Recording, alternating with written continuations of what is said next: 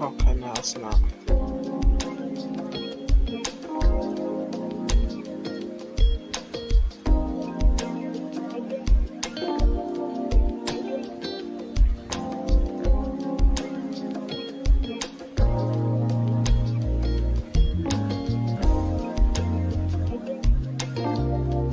Hmm.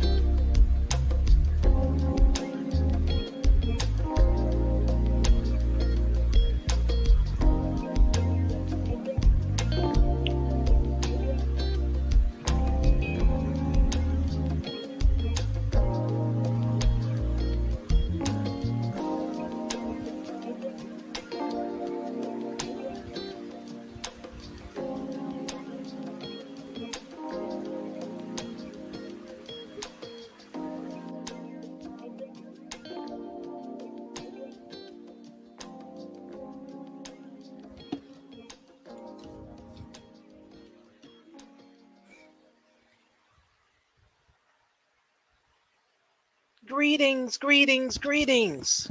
Hello, what is happening? TGIF, everyone, and Merry Christmas Eve. Or is it Happy Christmas Eve? I don't know. But whichever one you decide it is, whichever one is correct politically, That's the one I'm going with. How about that? Yes.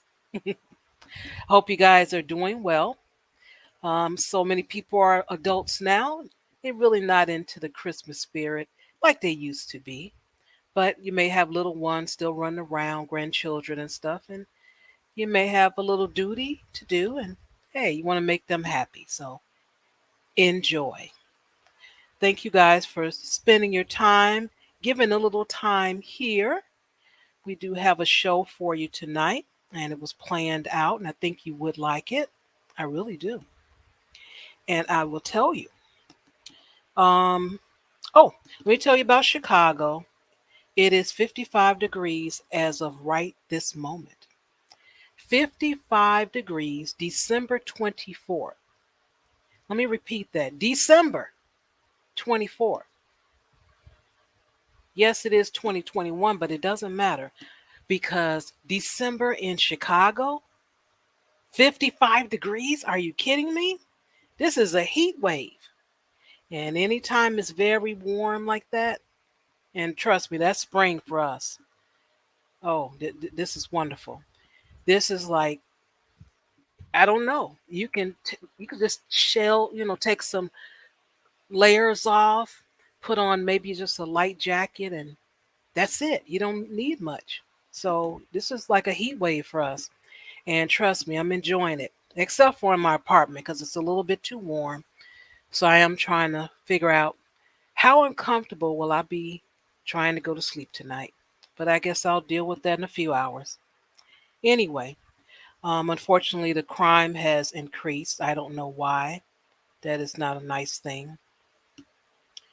And ooh, I don't know what happened to my picture. I see it. I mean, I see it, but I don't see it. I'm gonna go out and come back in and see if that helps. It might just be a YouTube thing. We'll see. Anyway, let me continue. You hear it's me. Let's see. We had a shooting in Oak Brook Mall, and it is a very nice mall, I tell you. And I'm really disappointed because it was, I think it was Danteezy's cousin. Yeah, that's who it was. It was Danteezy's cousin acting a fool up in there. And there was four shot. It was three women and a suspect. And there is one shooter on the loose. And he has some dreads and stuff. And he ran off. They couldn't catch him, but they're still looking for him. And we'll see if they find him. That is terrible. It really is. I really hate that happened. I mean, folks just doing their last minute shopping Wednesday night, and man, that's just ridiculous. Anyway, what else? Let me see. Actually, that was yesterday. I said Wednesday, but it's so much back to back, I can't even keep up. On Wednesday at 11 p.m., there was some ATM techs. They were robbed, and they were in a nice area. Didn't mean anything. They were, you know, robbed of their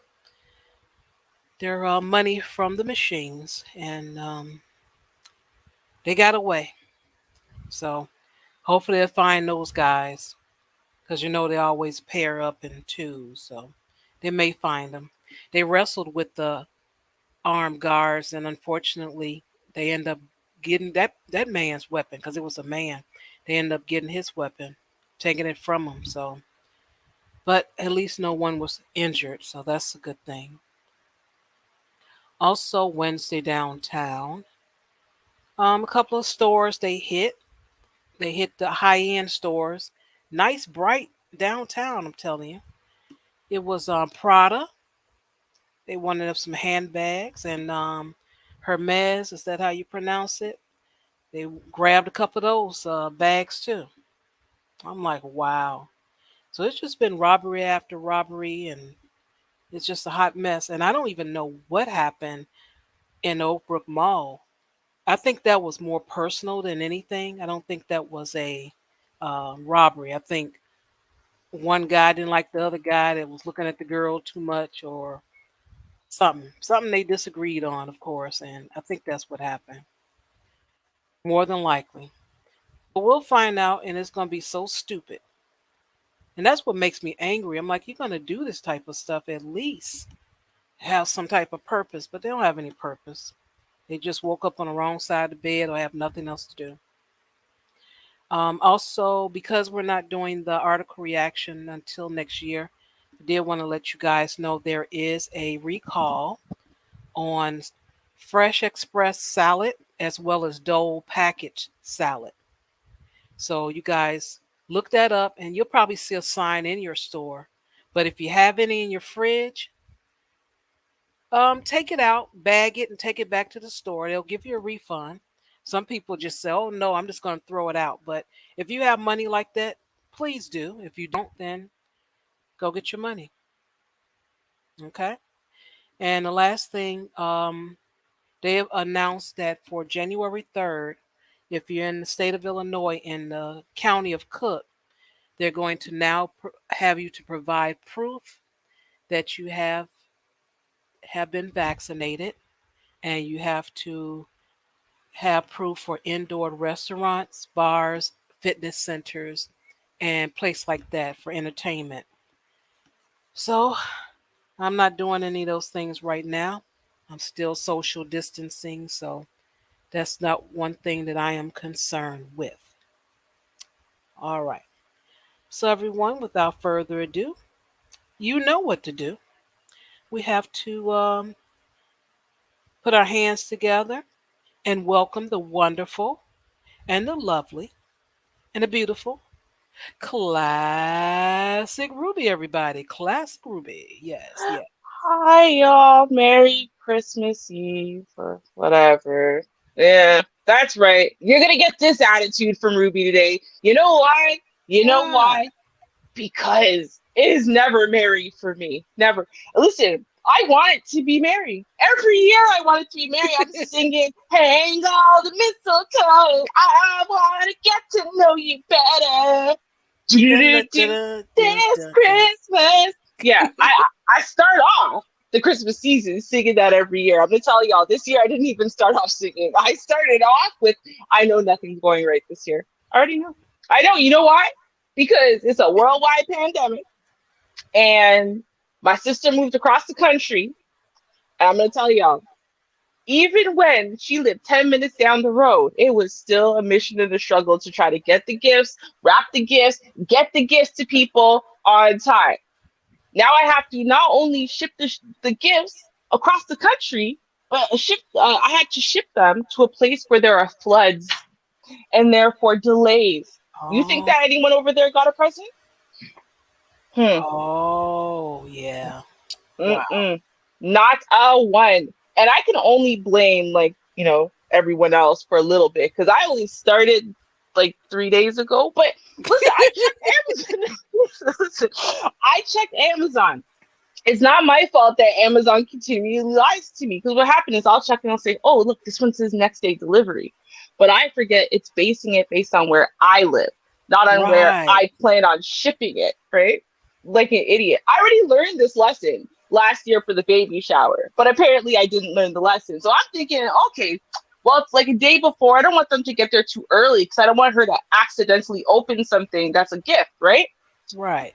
Stupid me. So now I go, ha ha ha, okay, I'm gonna do my shipping. It's like Tuesday. Girl, I changed that shipping address. It went January 5th. Wait, what?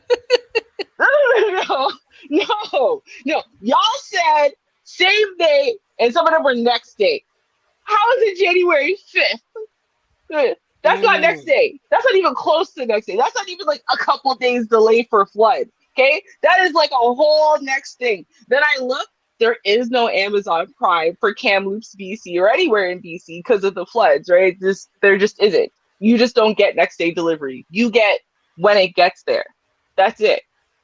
So now with me and Oh. my little sad sack self, hey baby girl, I'm your only big sister and I'm your kid's only auntie, and I love you both very, very much.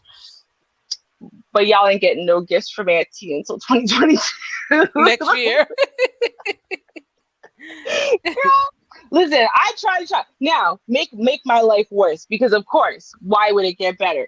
So I decided, listen, I've been so isolated because of this thing, and okay, and me and my mama, right, and our friend, we decided, okay, we are gonna make more of an effort.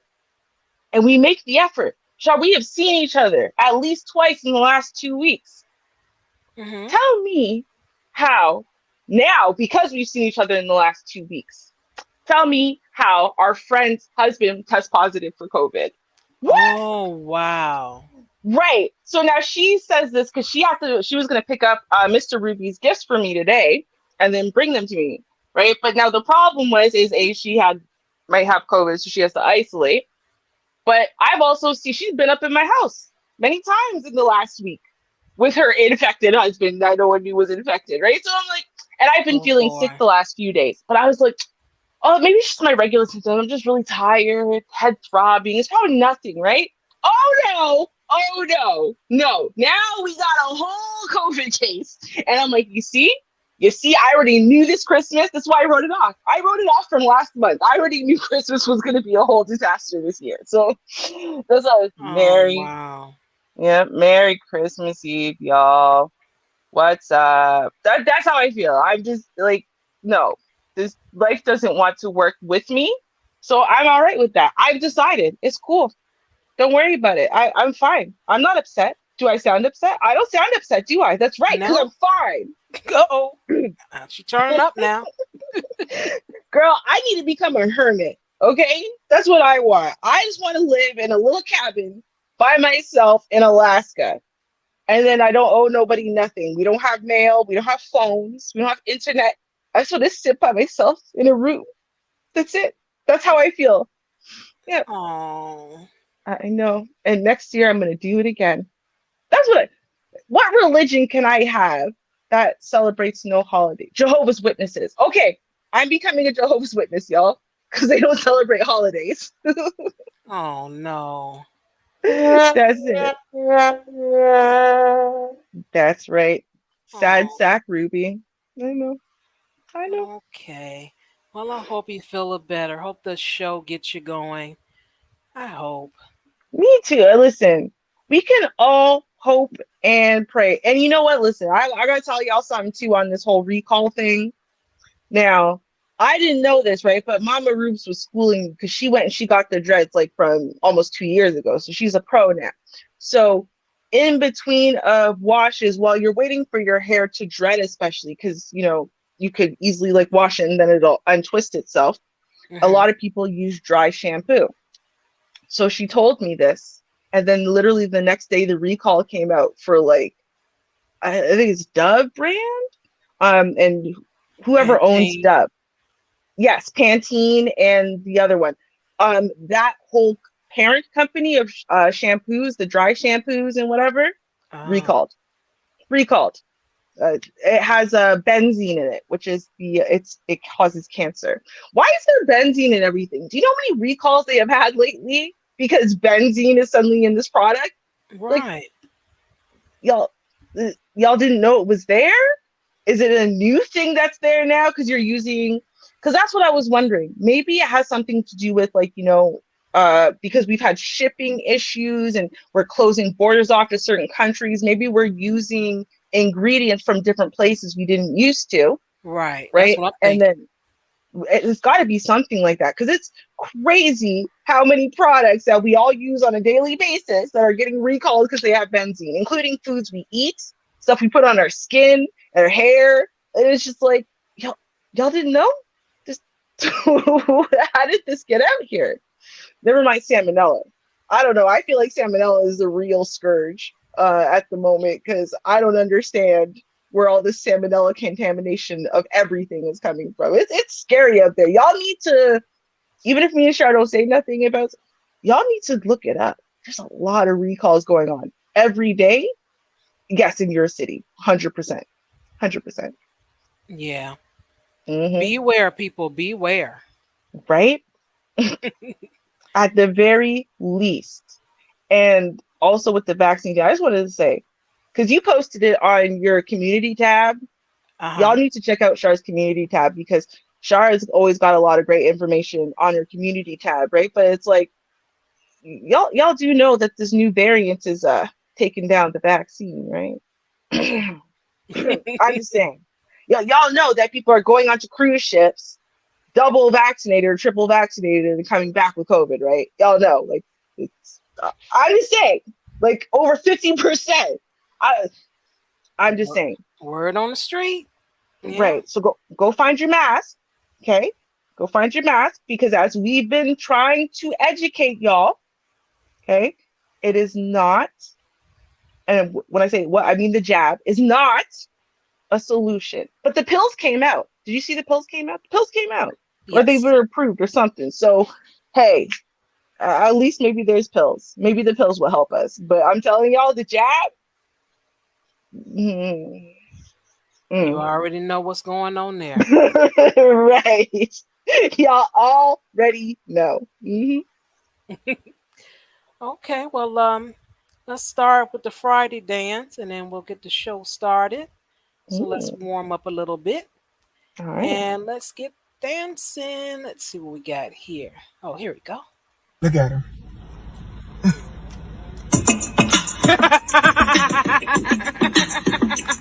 We gon' start this thing over. Groove all in the motherfucking house. Come on, come on. Make you a baby, take a baby. Make you a baby, take a baby. Make you a baby, take a baby. Make you a baby. I'm living my best life. I'm living my best life. Ain't going back and forth with you. I'm living my best life. Ain't going back and forth with you. I'm living my best life. Ain't going back and forth with you. All right. Yeah. All right. I Feeling warmed them up. kinks. Mm-hmm. All right. That's good. I was feeling a little tight before. Y'all know. It's all that stress. I'm Yeah. feeling better now. Okay. Yeah, to loosen up them shoulders. There you go. You got it. He said, how did you know? I'm sitting there rolling the shoulders and everything right now, trying to stretch some stuff out. That's how we do it. Yeah. Mhm. Right? I'm very excited about tonight's topic. Uh, Okay. Let me tell you why. Because no one cares about what's going on in the real news this week. All anyone cares about is apparently Megan Good is a 304 because her marriage didn't work out, right? Like Oh that's the my big, goodness. Do right? anyone know what actually happens inside a person's marriage? Come on now. But No, continue. not even remotely. And that's what drives me crazy is because if you listen to them, let them talk it out, right? This has to do with her being a black woman. That's it. It just has to do with her being a black woman and black love. There is no such thing as black love, and all black love is like a struggle love or black women agent, and so they're always gonna run back to the streets and da da da da da. And it's like it's Mm. almost like we have no awareness that there are other reasons why marriages end, right? Other than someone was a hoe, right? like Wow.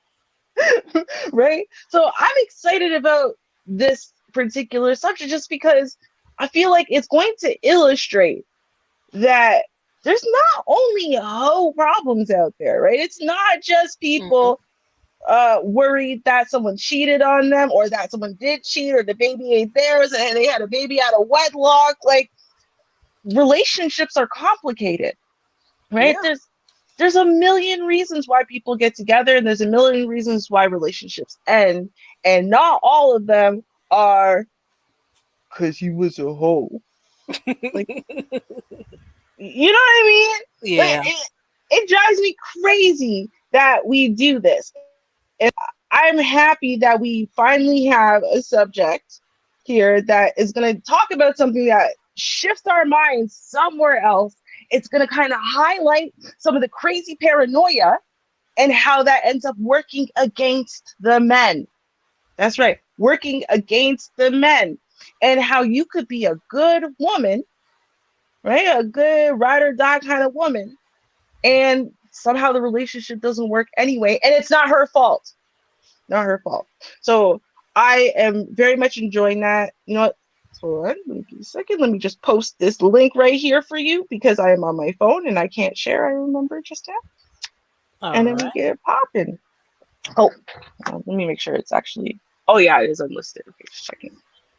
Just checking. And for the record, y'all better appreciate this. You know how hard I had to work on this one particular video? No, sure. I got this to clear 5 minutes before showtime. Wow. 5 minutes. I have 9, 10, 12, 14. No, sorry, 16 copyright strikes on my channel, technically. They're like partial copyright strikes, so they don't like take down your channel. I have 16. That's how many What the iterations.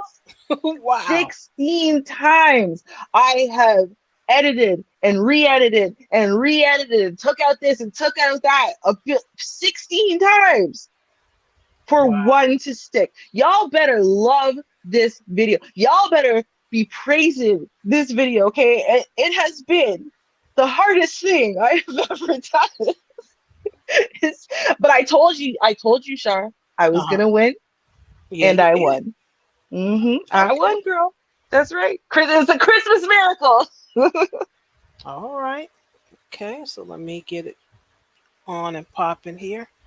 Let's see. Gonna make it smaller so I can find my screen. hmm And then where is my okay. Um let's see. Share. Share screen. Audio. Oh, Uh, and y'all, there's a twist with this one too. Okay, there is a y'all want to stick around for this story. I'm telling you. I am telling you. I never do this. There is y'all are gonna it's gonna blow your mind. Y'all need to stick around. Okay, you're like, oh, maybe it's the same old, same old. It is not. It is not. Shar, you gotta tell them this is some next level. yeah. Oh, Stick around, good people. Stick around. Get ready. mhm. Next level treachery. That's what I gotta say about this. Okay, let's see here. Make sure I got everything going here.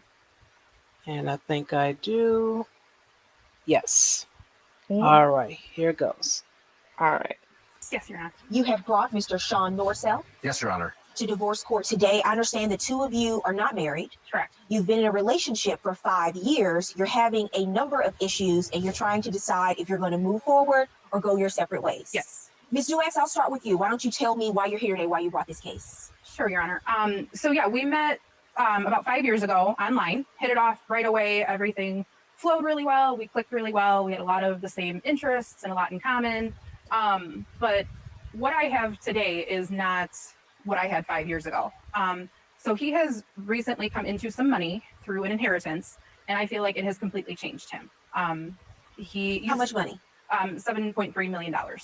Which was quite the surprise for me. Woo! But he used to be super generous. We'd go out all the time. And that has all completely stopped. He's become very tight-fisted and doesn't want to spend anything and is very, very different than the person I met. He's more tight-fisted now than before the inheritance? That's correct, yeah. What do you have to say, Mr. Norcell, about why you're here today? Your Honor, I'm going to do everything I can to keep this woman. I love this woman. I want to make it work. As for the money, $7.3 million, it sounds like a lot of money, but it's not like I have $7.3 million in the bank. It's not liquid. I have a beach house in Florida. I have stocks and bonds. It's not like I have it in the bank.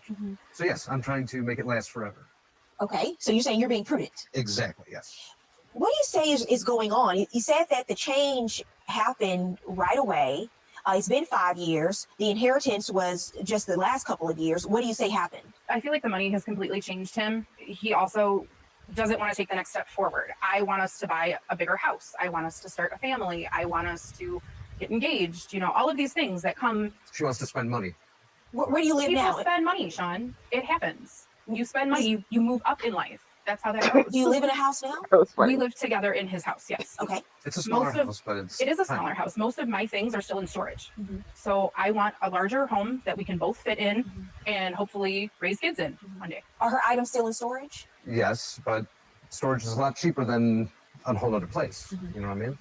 Okay. And you said that also just Wow. the time that the two of you spend together, the date nights, that's changed as well? Yes, he refuses to go out anymore, refuses to spend any money on dinners, going out, doing fun things. Again, before we used to go out all the time, find fun things to do, go out to eat. That has completely stopped. Really? We stay at home. Why do we need to go out if we can just stay at home and eat in? I think it's romantic to sit around and watch TV. We don't- Occasionally, not Mr. every Northell, single night. what is the reason? Because now this is interesting. Because before, when you were on a more limited budget, the two of you went out more Yes. to dinners. Yes, he was much more And generous. now that you actually have some spare change, there's no coin shortage in the Northsale household. You cut back on going out to dinners and Well, having those special date nights. I think it's more romantic to stay home. I kind of become a homebody as I get older. Are you more concerned? Because we all hear the stories about how people win the lottery, they come into a lot of money, and they call it the curse, the lottery curse. Because what ends up happening is they don't know how to manage it, they don't know how to finance it. They have a bunch of new friends, family members they never heard of, all of a sudden start showing up, and they go through the money. I'm worried about that. I have financial advisors that are helping me with that. Yeah. But yes, So you that is a still have to major live your concern. life. I do not want to go back to. Just remember, Ms. Duax was with you before the money, That is true, and I'm taking before that. the inheritance. So the fact that you have regressed on your date nights and almost fallen prisoner to this inheritance because you're making all of these decisions, now you're being even more of a penny pincher when you have a few pennies to spare. It's hard to explain. I want to make sure that our future is secure. But when are we getting to that future? You haven't proposed. We don't have any kids. You don't want a bigger house. It's been 5 years. I'm ready for the next step, but I don't want to wait forever for something that's not going to happen. Are you financially independent? I do okay for myself.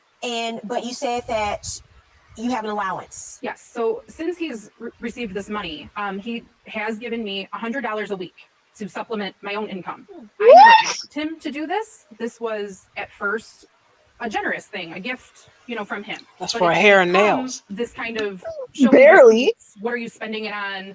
It comes with a price. The money comes with a Receipts price. for what? Hold on. I've What done I'm that a spending. a couple times. It's Well, not like I do it every What time. do you Like, need to see receipts for? well, I want to make At sure. all. I want to make sure that she's not just spending to spend. You're only giving $100 a week. Right. Is that money hers when you give it to her? That's what teenagers get. It is, but Juan's 15-year-old daughter gets 200. You give her 100. if I'm going to spend my future with her, I want to make sure that she's not going to spend all the money. Why? If you give it as a What? gift, why do you then think you can judge what she spends it on? Well, if you give a little and she spends all of it, if she's not saving, I'm worried that she's a couple things. I mean, It's hard to save on $100 a week. Right. Sir, if you're giving her $100 a week in spending money, so you're saying that she should be investing in stock and making that money grow? she can try it. Okay. Okay, let's pause for I a get worried second. too that what if I give her more money and she is like planning an escape? No, Ah, no. And you hear what he was trying to finish saying right there? Well, what if I give her more money and then she spends it? That's what you gave her the money for. Like, okay, here's the thing, right? Now, some of y'all might not have been in a situation where as adults you're giving each other an allowance. Cool, but you might have kids, right? Or you might have been a kid who got an allowance. Now, here's the thing. They give you an allowance to spend. That's literally what an allowance is. An allowance is saying, here's free money for the week, right? Here's a money for you to spend for the week. This is not your paycheck, but this is money that is extraneous. It's above what it is that I need to pay bills, to put away to savings, whatever. Here's your allowance. That's your money to spend. Now, if he was giving her $1,000 a week, I would agree. Yeah, check them receipts. What's the kind of decisions are you making financially, right? This would not be because you're supposed to be holding on to the money or not. It's not about what you should be doing with the money. It would just be more like, I would like to know, should you be responsible for finances or not? Because I want to see what kind of decisions you're making. But $100, that's $400 a month. What is she supposed to do with the $100 to supplement her income? That like you literally gave her the money. That's the difference between her eating canned tuna and being able to add some mac and cheese to it. You know what I mean? Like what is he expecting? The $100 a week. Like he's acting like he's giving her thousands of dollars. I'm That's blown away. now see, I'm direct. He started doing that. Now I need to know, well, what is it that you giving this to me for to do what with? And then we're gonna have a discussion from there because if that's something he doesn't want me to do, then I'm like, Mhm. okay, well, this is what we did before. You gave me money to get my hair done twice a month, my nails. That was $300. Now you're giving me $100 more per month, and you having a problem with that. So would you like to just give me 300 and you keep this other 100 since you want to try to dictate it? And I would call him out for that just to see what Well, what he would something, say. right? I'd be kind of curious. Plus, it's confusing to me that okay, so you got $7.3 million, right? Let's do some quick math. So it's 52 by like giving her $100 a week. There's 52 weeks in a year, so that's $5,200 a year. Okay. So in approximately 100 years, she would have spent 1/14 of the money he inherited. What is he worried about here with this $100 a week? Like I just like it's not rational, right? Like rational would be she's complaining she only gets $100 a week, and he's saying, well, no, I can't just we can't just be throwing money away like that, right? Like that would make sense. But what he's saying is like, no, I should give her $100, and then of that $100, she shouldn't spend it. She should just hold on to it, so that way I know it still exists because I want to keep $7.3 million forever by not spending it. It's almost like you know what, Shar? I'm thinking about it. So Deep you thought. know how Okay, go ahead. I know I had an epiphany because honestly, I'm gonna be real with y'all.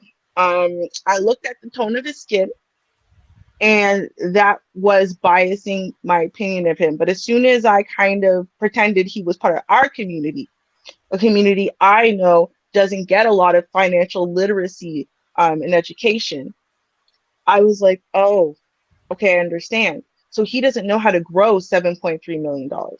He knows you can lose that amount of money very quickly just by making stupid decisions and blowing it like it's going to last forever.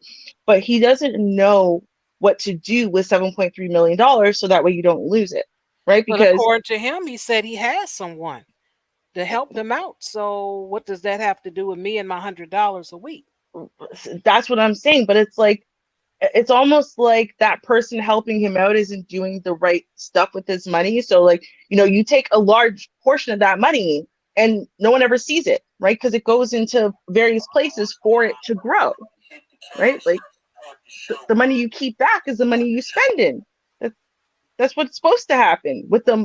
Like, what do you expect her to do? She doesn't have any of her stuff. All of it's in storage, right? It's not like she can, oh, well, I'll just pull up. And no, she's got to go buy everything new, or, whatever, do things outside the house because you guys I live don't in know a what's block going on where you lately, leave your man. stuff. Hit the cash app, support the show, man. Support the show, man. I'm sorry, we got Exactly. glitches again. They Right. coming He's up. acting like that glitch. Like, he ain't got nothing. You better hit the cash out. He might lose all his money because his girl spent $100 this week. That is crazy. Hmm. So Jack, you welcome know to the show. what's up? Tis the season. Happy holidays, everybody. Hey, happy holidays. Thank you, Tis the thank you. night before. Tis the night before Christmas. Jack Spade comes up into the spot. All right. Hmm. What you thinking so far? What you hear? Oh man, I'm with my man 100%. She Oh she yeah. she has girlfriend privilege. You ain't got wife privileges. Now I may not do $100, but hey, I'm feeling them. Matter of fact, she should be lucky. She's not I'm trying not to use the word. She's not making love to a bank teller. She's making love to BB&T itself. So the amount of money is what you're saying is perfect. Yes, because she's up in his place. It's his money. She ain't got the ring. She ain't got the is my mic too loud? No, you're fine. No, go ahead. Because I actually bought a new mic. I had to put the other one up in storage for a second. So it's perfect. Like all of her stuff in storage. That's right. Okay, go That's ahead. right. That is What the heck just happened here? Somebody Sleeping in my bed, baby. That's right. I don't care what Ignorant. I don't care what that man said. That man was all up in his doggone living room. But yeah, she ain't got the ring. She ain't got the contract. So baby, you got girlfriend privileges. You ain't got wife privileges. Now, Jack, I agree with the $400. I agree that she's up in his house. All that is fine. But as far as can I have a receipt for what you spent? That's right. Right. That's the issue I have. That's because right. if Show you me. gave it to me, then you gave it to me. Right. It's It's a all gift. about trust. Show me them papers. But trust for what? Just because he's got the money. He got the power. I've got Right. the power. He's But got the here's power the thing. But he is giving her a gift of $100 a week. He's just giving that to her. He didn't give her the money for a specific thing. Here's $100 to pay your light bill. Here's $100, whatever. No, he decided after he got the inheritance that he wanted to give her this gift of $100 a week. That is so. What receipts? What trust? Like, what are you looking for? What would you be looking for to confirm what? Let me run across $7.4 million. I'm going to change real quick. Mm-hmm. Matter of fact, every time she pulls up to that driveway, that's the gift. No, I'm still. But you didn't answer the question. Okay, go ahead. About the okay. Now, I'm cheap. I'm a tightwad. I'm an asshole. Now, $100. I may. Now, this was $100 a month or $100 a week. $100 a week. That's $400 a month. No, hell no. Hey, that's enough right there. She worked. She got a job. But wait, she's not asking for more. She didn't ask for the $100. He decided to start of his own volition, right? They said this was a generous thing at the beginning. He decided he wanted to give her $100 a week. So he started giving her as a gift $100 a week. And then over time, it started being like, let me see receipts. I want to see what you're spending money on and blah, blah, blah, blah, blah. But the thing is, she didn't ask for the $100. He voluntarily is giving it to her, and she's not even complaining that it's only $100 or something. She's not complaining about the amount of money that she's getting or anything like that. She's complaining that he's giving her this money that he chose to give her as a gift. And then now it's turning around and saying, well, where's the receipts? I need to confirm and check what you spent that $100 on. Yeah, and that's almost sounds to me. I really want to know if you're saving it. Yeah, right. I'm with my man 100%. So what do you want him to do? Want her to spend it or keep it? What do you want? Okay, even though this is a television show, and more than likely there's some fictitious stuff going on in it, but still, let's imagine if it was real. The thing is, he is sitting on $4 million? 7.3, I think. But yeah, something like that. $7.3 million. She is living in his spot. She is his boo-ish. She ain't quite the wife, but she is his boo-ish. She's got a comfort. And I believe she might still be working. There's no children involved. So she needs to stop complaining. If the man is giving you $100 a week with the how hard is it to save a receipt and put it on top of the dining room table when you get in the house? But like, why should I have to validate what I do with the gift you give to me? Because it's again, if she was asking for it, if she said, listen, I'm having a really hard time covering my part of stuff. And then he said, okay, here, I will give you this extra amount of money for you to be able to cover your stuff. And then he asked for confirmation, right? Show me the receipts that you're getting that stuff paid. Show me the receipts that you're really actually covering the rent or the electricity bills or whatever, because you've been irresponsible with those things. That would be one thing. But that's not what he's asking for. She's covered. The bills are all covered. He's not worried about that. He's worried about what she is spending, right? With like the money that you have that's extraneous, the money that you have to spend on nothing, basically, which in and of itself, again, not something she requested, not something that he's giving her because it's hard times, but just as a generosity gift. It's literally why he's giving it to her. Let somebody give me $400 a month. The only thing you ask for is some receipts, man. How do you want them? You want it in paper? You want me to send it to you via phone? How do you want it? How do you like it? Isn't See, it the what in difference that is though, song? you said someone, and this isn't just someone. This is his significant other that he's been with for 5 years. And let's be clear about the fact that he only just got the inheritance. So they were together and building a life together. And he wasn't like this before, right? And she's not some money hungry person. She's not here just because of the money and whatever. She was down, she was supporting, they were building the same dream. Actually, he was more generous before he got the money, because they were together for years before he got the money. But now he has $7.3 million, and now he's acting this way. It's not like he was always like this. Right. I would do the same thing too. You got to remember now. This is too bad. I'm the only guy on the panel, so I got all the reign now. But let's look at it this way. Okay. They weren't legally married. She's on temporary status. Now the temporary could be another 5 years, 10 years, 20 years, 30 years. But baby girl, she is on temporary status. You are Miss Thing for now. Oh, so that's the relationship. That's your right. attitude now. That's Okay. right. Now I right. see where you're going. Thank That's you. right. That's Okay. right. All right, Vonda, would you like to add in here? Hey, girl. Hey. Hey, Shar. Hey, Ruby. Hey, Jack. Welcome. Thanks for having me. Anytime. It to me, it just sounds like he's being a little controlling. $100, it's better than nothing, but it's not a lot of money.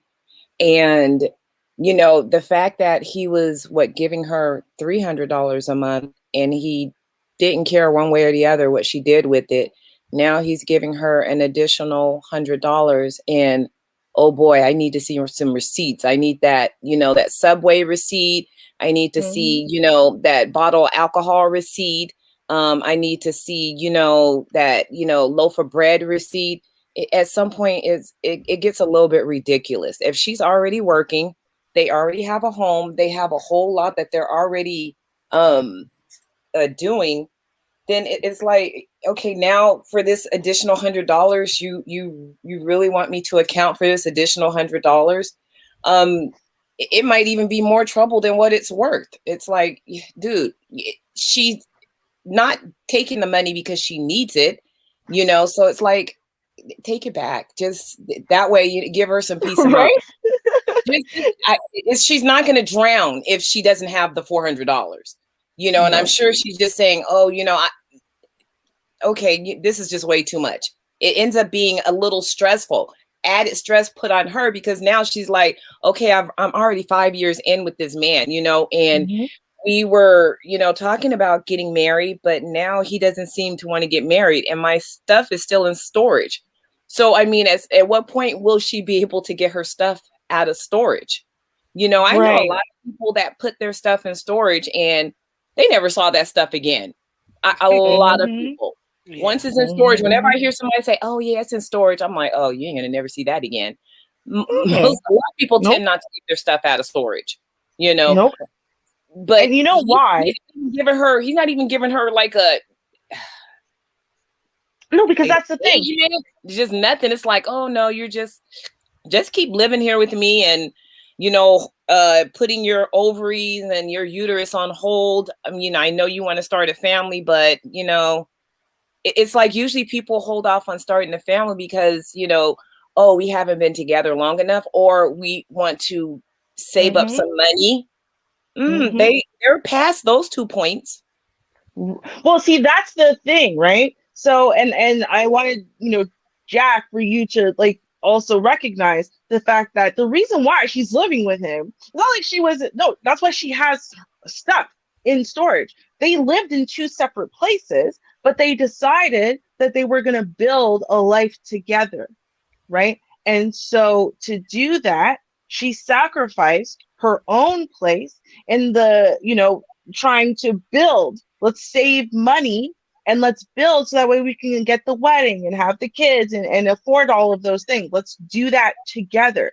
So that's a little bit different, I think, than when someone just moves into your house because, you know, they're living with mom and they want to get the hell out of their house. So they come and move in with you. That's a very different scenario. You got two grown people who are saying, let's merge our lives together, and everything is going swimmingly until this man gets this inheritance that no one was counting on, right? And now it's like he's lost his whole mind because his perspective is different. And I'm not gonna blow it up for y'all. But you know, just keep your ears out because he does tell us why. Hold on, he does tell us why he's so fixated on this money issue and where the money's going. Wait until y'all hear. Before you go there, let me chime this in here. Even though I have said it many times, I am not a part of the manosphere, but my man is sitting on $7.4 million.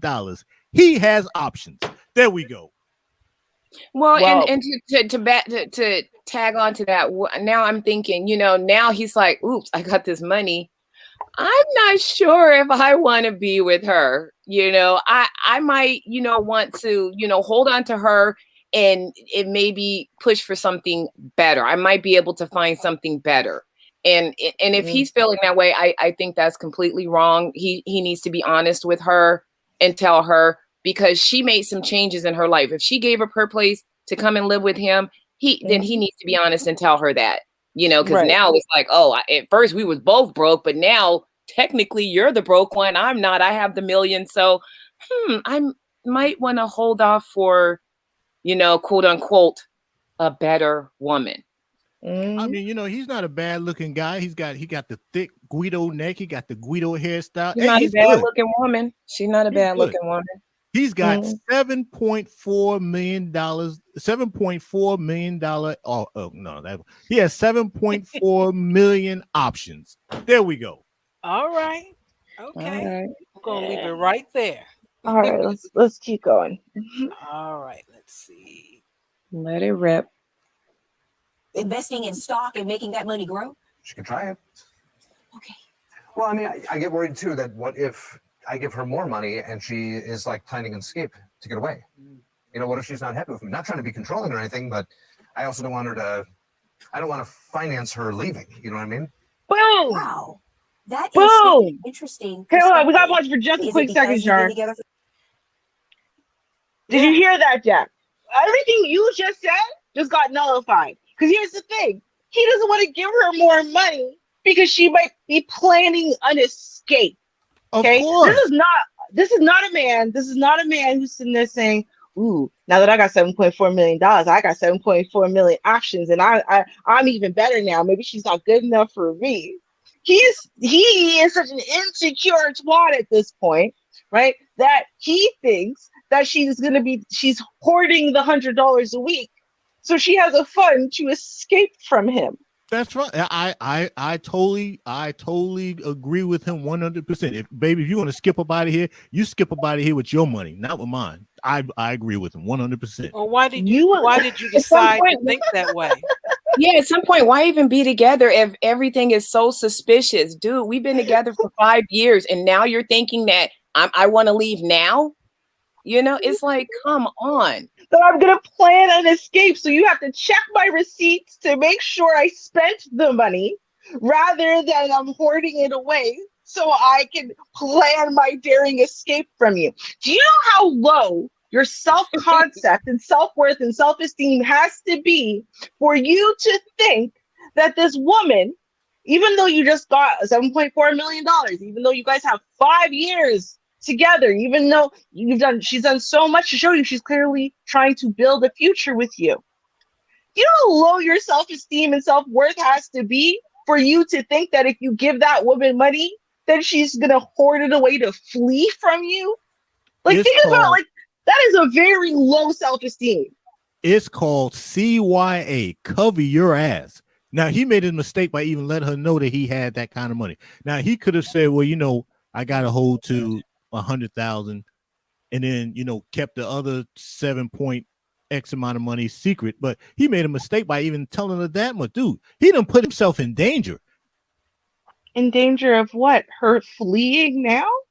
Her fleeing, her setting him up. Man, you don't let no, I'm saying now. Setting him up. Y'all know I don't practice political correctness. Man, his life is in danger. She can set him up. For what? For some of that $7.4 million. To get him to be harmed. Is that what you're saying? Yeah. Somehow she can figure out a way how she can figure out how she can get some of that money, start hoarding the money, and then get the man bumped off. No, but that's not even his fear. His fear, which doesn't even make any sense unless they were already married, right? Which they are not. His fear is that she so doesn't want him, which tells you how lowly he thinks of himself, that she could stick around to try to get the ring, and then, you know, at least then, you know, she gets half or whatever. But no, that's not his fear. His fear is that she's so much better than him and so doesn't want him that she will use whatever little crumbs of money she can get now to flee from him. What the heck just happened here?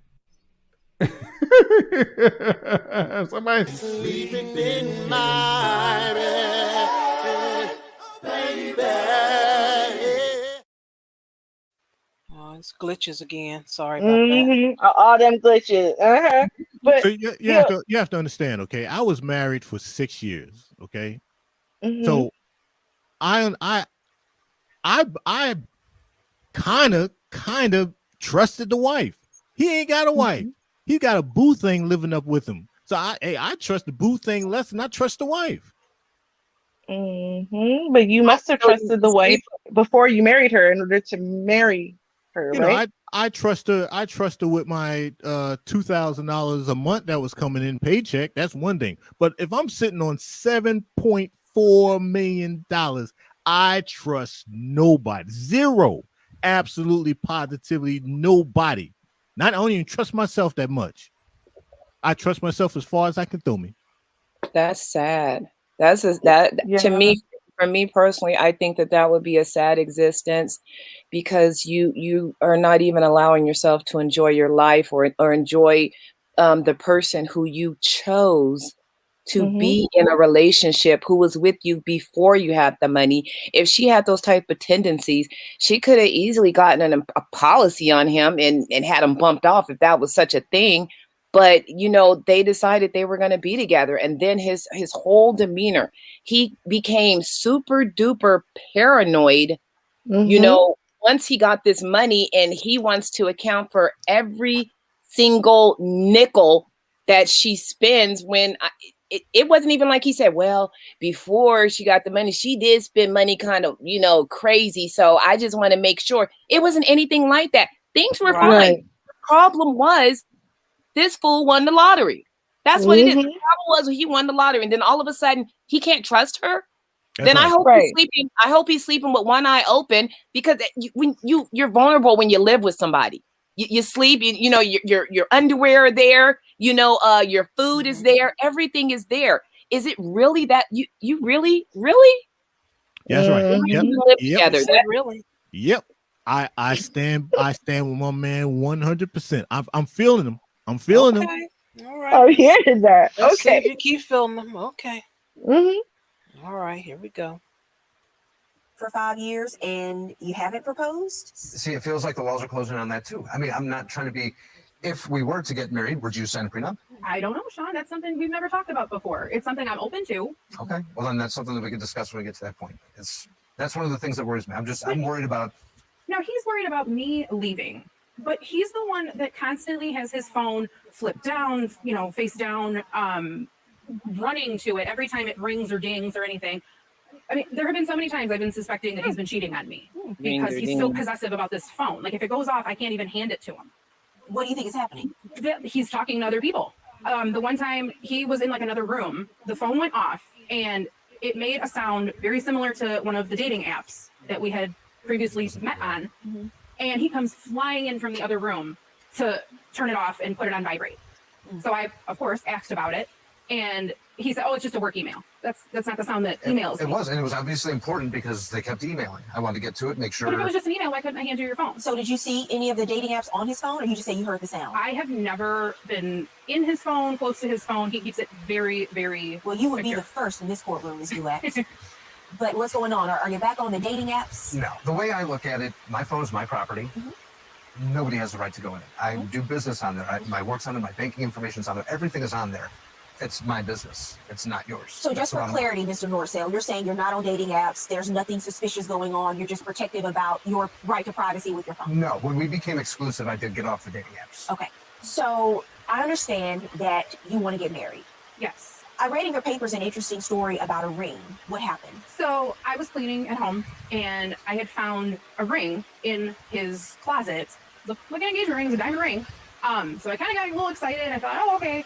But then it turned out, he hasn't proposed, and it was a ring from a previous engagement. How'd you find out it was a ring from a previous Wow. engagement? He had told me that he had previously been engaged. So you've been married before? Yes. Okay. And you've also been engaged to someone else before? Yes. So he's willing to make these steps in the past, with other people, and I just don't understand why, in this case, we're not taking those same steps. I'm moving slow because I'm learning from my previous mistakes. But how long? I mean, have the two of you discussed marriage before you received the inheritance? Minimally. Because this was a couple of years ago. You've been together for 5 years, and I'm just observing what I think. That was something that I wanted. Well, that's what every woman wants, but it's a piece of paper not a these joke. days. It's not a joke. It's been 5 years. You said you've discussed a number of times that you want to get engaged, you want to start a family, and he's been, avoiding it? Avoiding the subject? Yes. So he does have 2 children of his own. I have no kids. But again, I would like to move forward and, have kids of our own. That was something he has said that he's open to. Okay. But every time I bring it up, I've tried to say, let's go to the doctors. Let's see if there's anything wrong, now that we've been trying for the last couple of years. And he just kind of sloughs it off. And I just feel like he's not supportive and he doesn't want it as much as I do. Is that true? It's not that. Yes. It's just, I feel like she's trying to corner me with having a child because then she's mine. 18 years. 18 years I'm going to have to be stuck. Stuck. So you've been stuck for 5. I'm not saying Wow. stuck like that. I'm just saying that if I want to change things, I can't. It's You want to keep your options open. Yes, I want to keep my options open. It's Wow. Ms. You know, He said he want to keep his options I get open. it. Yeah. after I got the money, I've been very That's what I worried heard. about spending money and stuff and about you trying to take my money. I got a vasectomy right after I got the money. I was getting ready to say he probably got a It can be vasectomy. reversed if Oh. we want to have kids, but I got one because I don't want to accidentally have one. Are you kidding? No, Why would you do Yeah. that? because I don't want to accidentally slip into 18 years of child support with you. Wow. And all this time, you've been telling me that we're trying. I've been going to doctors, Wow. and you just let me think that we're trying and we're on the same page. Sweetie, I love you. I just don't You want don't. to feel stuck. Nobody does that to somebody that they No. love. No. I didn't No. do it to you. I did it to myself. Mr. Norcell? No. Mr. Norcell, let me tell you Wow. something. The two of you have been in a relationship for 5 years. That is a long time to be committed to someone and to say that you want to spend your life with someone, for you to go and you've been having these discussions. You know how important it is to her. And then you made that decision on your own, kept it a secret, did not tell her. Do you understand the gravity of the breach of trust that you just committed in this relationship? I do, but No, he doesn't. I have to protect myself.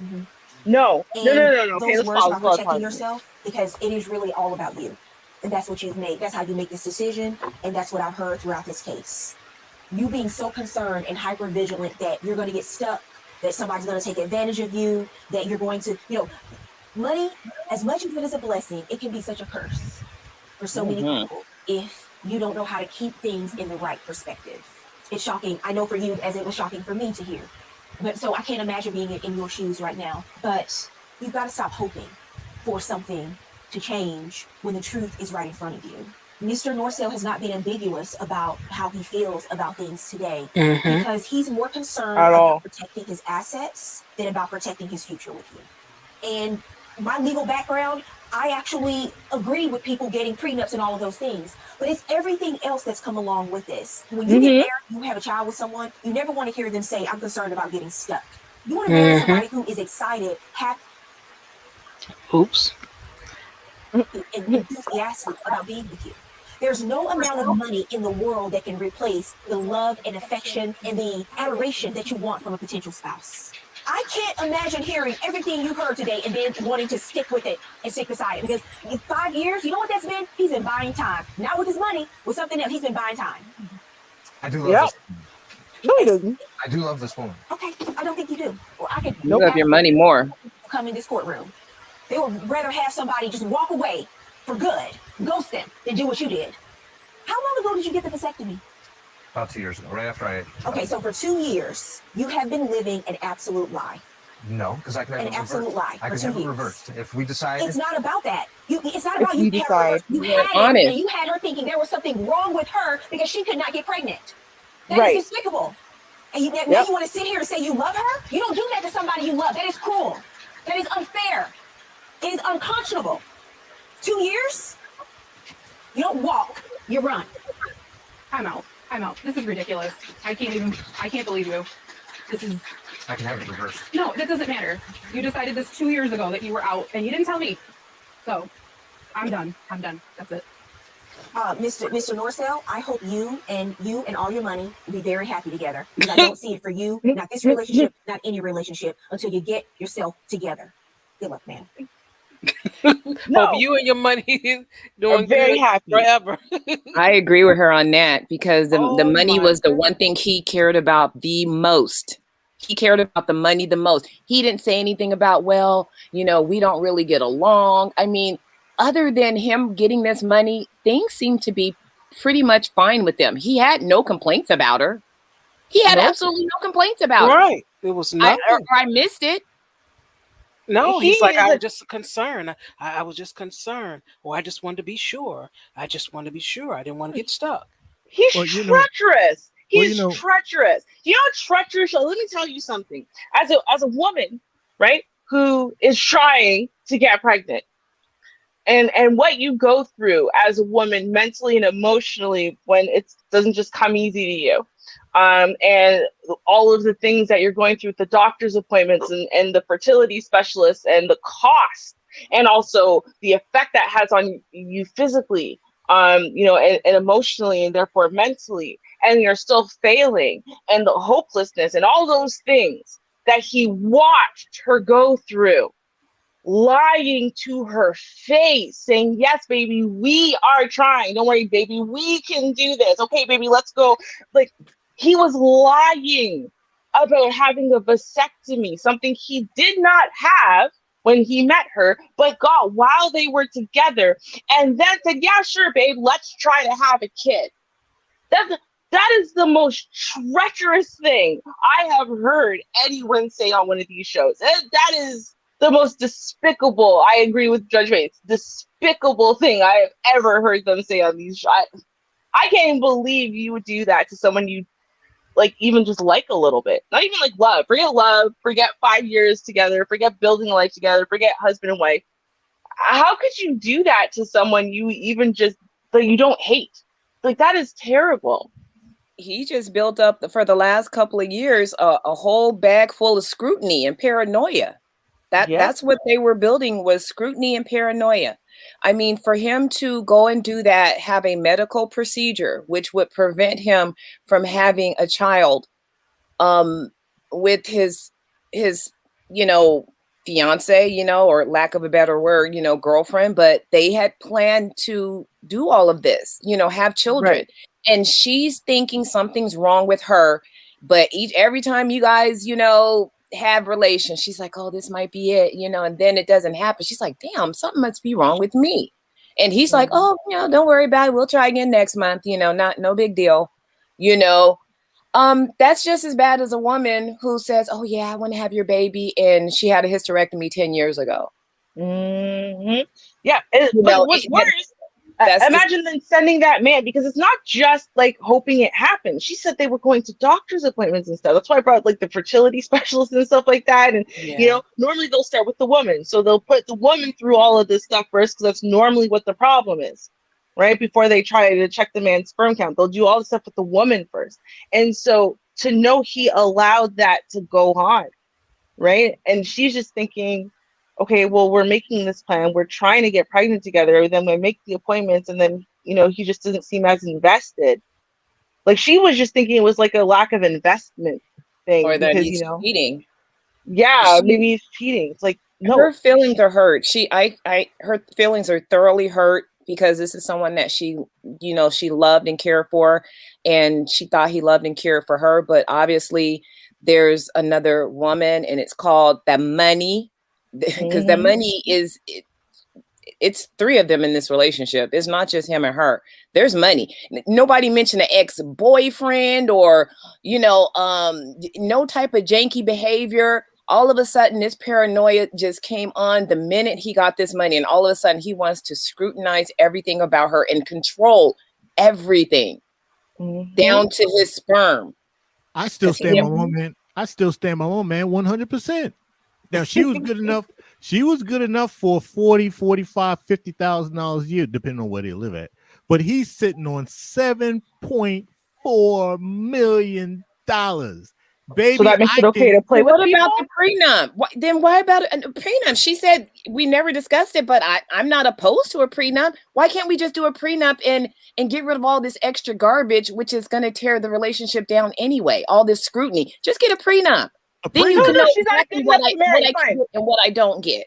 She's not okay to marry, and that's fine, right? But here's the question then. If she's no longer good enough for you, how dare you stay with her for 2 years and try to have a baby with her knowing you can't even have one? Okay, she was good enough for $40,000, $45,000, $50,000 a year. But let me try this again. He's sitting on $7.4 million. He can buy him a 7, 8, or 9 or so 10. Then why didn't he, again, right? You're saying you're with him all the way.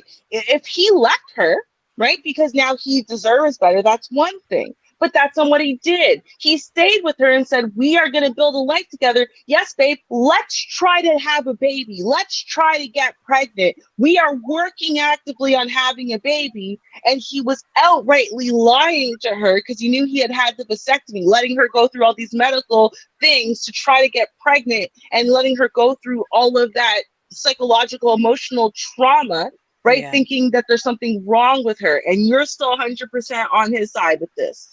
Yeah, explain why that's okay. Because he might burn in hell kicking her out. But if she goes out on her own will, her own merit, her own energy, he's good. Not to mention that this woman is 29 years old. So she was 27 when he decided to do this. You know, she's been with him 5 years. So she's been with him since she was 24. So, I mean, these are the fertile, extra fertile years, for women. You get to 30, you get past 35, it dramatically goes down. Doesn't mean you can't have kids, but he's compromising her fertility, by not being honest. He could have just said, look, I'm about to get this vasectomy, and after we get married, I'll have it reversed and, things will be settled and I'll feel more comfortable. She sounds to me like she would have reasonably agreed to that. Yeah, if you were honest. When he got a hold of that money, everything about her started becoming deducted. There's a point taken off. There's 7 points taken off for all your flaws. You got the double chin, that's like 20 points. You got the big ankles, that's some more points taken off. You got the love handles, that's some more points taken off. That is so shallow. You're over 175 pounds. That's more points taken off. She was okay when he was broke, but now that he has money, she needs to be like, a flawless 10. Stop it. That's right. Jack, let me ask you, Jack, then, if that's the case, why tolerate that person that long if all these points are deducted? Why deal with that person another 2 years or longer? And Now, just be honest. Does that mean because you get money now you can be deceitful just because you're protecting yourself? It's okay to be deceitful and not be, authentic to the person that you're with because you got money. That is not an excuse. That does make him a very despicable person. Him and his 7 point whatever freaking $1 million. Yep. now, I agree with my man 100%. Now, the way he went about it, he could have went about it a bit different, but every man has their way. But I still stand. The core of what he was trying to do, I stand behind it 100%. Now, the difference between me, I got a vasectomy back in '93, so I'm straight up with people. Hey, I got a vasectomy. Matter of fact, I still have about maybe 200 copies of my test result in my gun safe. So if anybody's like, well, I don't believe that you got a vasectomy, I can give them 2 or 3 copies that's in the gun safe. Here's the final the lab result. I'm shooting blanks. But now how he went about it, I wouldn't have gone like that. But hey, like I said, let me get a hold of $100,000. You know what though? Here's the problem with what you're doing. What you're doing is you're taking what you would feel like and imposing or projecting it onto him. Because the fact of the matter is, he doesn't want her to leave. I couldn't leave it in the video because of the music, because it was everything was tripping the stupid flagging thing. But at the end, right? Because she says at the end of the show, we all hear this, she says she's done. And he said, no, but I can have it reversed. No, don't worry, I can have it reversed when we decide that we want to have kids, as though they hadn't already made that decision, but fine. And she said, no, I'm done. And then after that, they have like the kind of like the after show thing, right? And even then, he's begging her to stay. And she's like, no, I'm done. Like this. Are you kidding me? I've already wasted so many years of my life on this. 5 years of her life with his paranoia and scrutiny. It's like, dude, come on. Right. I mean, but here's the thing. He doesn't want her to leave. He doesn't want her to leave. So you're saying, right, if it was you, the way you think about yourself already, you think that you are, let's say you have a high self-esteem, right? And so you are judging what kind of girl you can get then based not on like your intrinsic factors, but on that money factor. So if the money factor raised, therefore the girl that you would get would be higher because you think that, you deserve the best that your money can get. He doesn't think like you because he isn't looking at this chick and saying she's not good enough for me. It's not about her because he doesn't want her to leave. He's literally begging her to stay anyway. No, just stay, babe. Come on, we can do this. All right? No, babe, don't worry. I'm sorry. And then at the very end, he's like, no, don't worry. I'll get it reversed. I'll get it reversed right away. I'll get it reversed right now. And she's like, no, I'm done. Right? So he actually wants to keep her. So you're projecting something onto him that isn't true. That's not the reason why he did what he did. He wants to keep her. He just wants a better version of her. Well, then he wouldn't offer to reverse the vasectomy. He would let her walk out now, as you said, right? Because you said, well, he doesn't want to have to leave her. He wants her to leave him. Okay, well, she's leaving now. So then there would be no promises at all let alone to reverse the vasectomy immediately, right? He doesn't want her to leave because the fact of the matter is, right? And I said this earlier in the show. No, he doesn't have a self-esteem, a self-worth, a self-concept that makes him think that he is better than her, money or not. The money just became a thing that further enhanced his self-esteem issues, right? So he already thought he really wasn't worth very much. He already looked at this chick and thought, I don't know why this young girl even wants to be with me, okay? Then he got this money and he went, oh yeah, there's no way she wants to be with me. So if I give her any money, if I give her any leeway, she's going to take it to run away from me because I'm not good enough for her. That's the way he's thinking. So all of his paranoia, listen to what he's saying. Everything he's said has been this paranoia, right? And this fear that he's not good enough. Not that she's not good enough, but that he's not good enough. That's everything he said over and over and over again. So you're projecting a self-esteem onto him that he doesn't have. And the funny thing about it is she doesn't even have the money and she can still leave him. So it doesn't take money to leave, millions of dollars to leave someone. She's she can be done now. I mean, And yes, just keep I hope you and your money are very happy with each other. I mean, because Right. that's the most important thing to you. At the end of the day, that's what it boils down to. I mean, Mhm. yes, he does have self-esteem issues, but he's got $7.4 million to raise it. But apparently he doesn't, because he's had it for 2 years and his self-esteem is no higher than it started. Well, he had to he got to let go of the dead weight first. Let her go, cry some tears, work on yourself, and sooner or later he'll get it. But he's sitting on 7.4 million. He can make a mistake with 1 million and still have 6 and some change left. He be See, what happens is the rhetoric, and I'm going to be real here, the rhetoric tells men that that's true. Reality tells women that it's not.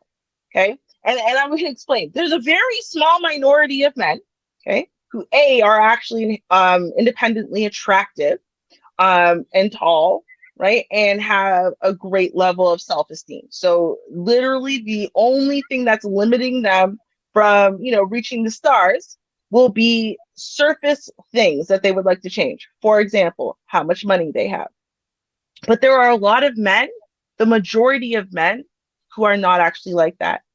Right? When they get 1.4 or 1.5 billion dollars, it doesn't change their self-concept, their self-worth, their self-esteem. It doesn't, right? Because in and of itself, they already have a self-concept that tells them that they're really not that great and they don't really deserve much.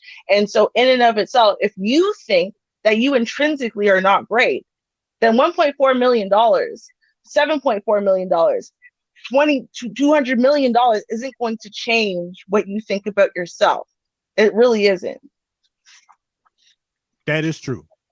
But let's not Right. leave out the fact that he has a child, 2 children, either by 1 or 2 other people. So Mhm. he could still be kind of burnt from that. And independently handsome. I got to use that one. Did you say independently handsome or attractive? I said attractive, but I got to use that one. I like that one. Mm-hmm. Well, because it's true, right? Like, we know that there are people who are average, right? There are men who are average, but their money, just like with women, there are women who are hella average, maybe a little under average, but then you put them in, the perfect fitting kinds of clothing and the right hair and the right makeup, and suddenly they're gorgeous, right? But there are dudes that seriously roll out of bed, they ain't shaved nothing in a week, they look like shit, and they're still gorgeous, right? And men know this inherently about themselves, if they're good looking guys or not, right? Because normally high school tells you, or college. So I don't think he has that self-esteem or that life experience that tells him that women would choose him, period. I think, actually, at 41 years old and she's 29, right, that every single day that he's been with this woman, he has wondered, like, why would she ever be with me? And I think that the money in and of itself just reinforced that and just made him think, like, now there's money. And I think he thinks, well, she's going to look at it and say, oh, well, if I can get this loser with a lot of money, maybe I can get a better looking guy, a better guy with the same amount of money, right? I can monkey ranch or trade. And I think that is more where his mind has been, given everything that he said, honestly. But see, Yeah. what he needs is some true friends. He needs a friend like myself that can build up his self-esteem. Matter of fact, he can pay me $1 million and I can be his personal fake psychologist. At his age, I don't think so. I can work. He's 42. I can work on him. No, it's a little too late for that. For his Nah, self-esteem. not with $7.4 million. There's always a chance. No, I he get doesn't him. trust you. Trust me. But you know I, what I want to do? I want to replay this because you actually, what I was thinking, because I had ran and got me some water. I'm thinking you need to hear the way he used the we and I. If you hear that a little bit, you're gonna change your mind a tad bit. Um, Mm-hmm. and I Mm-hmm. want to replay that because that's very telling. Well, Yep. we, well, I, well, no, but we can. Well, I can. Well, I wasn't, so if you listen to that, that kind of Yes. tells you where his mindset is. So let me go back Okay. and we'll play that.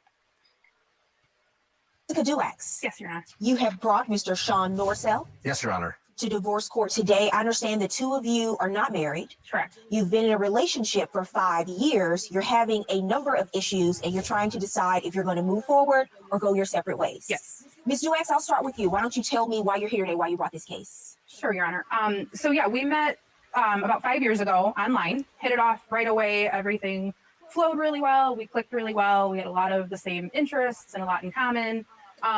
But what I have today is not what I had 5 years ago.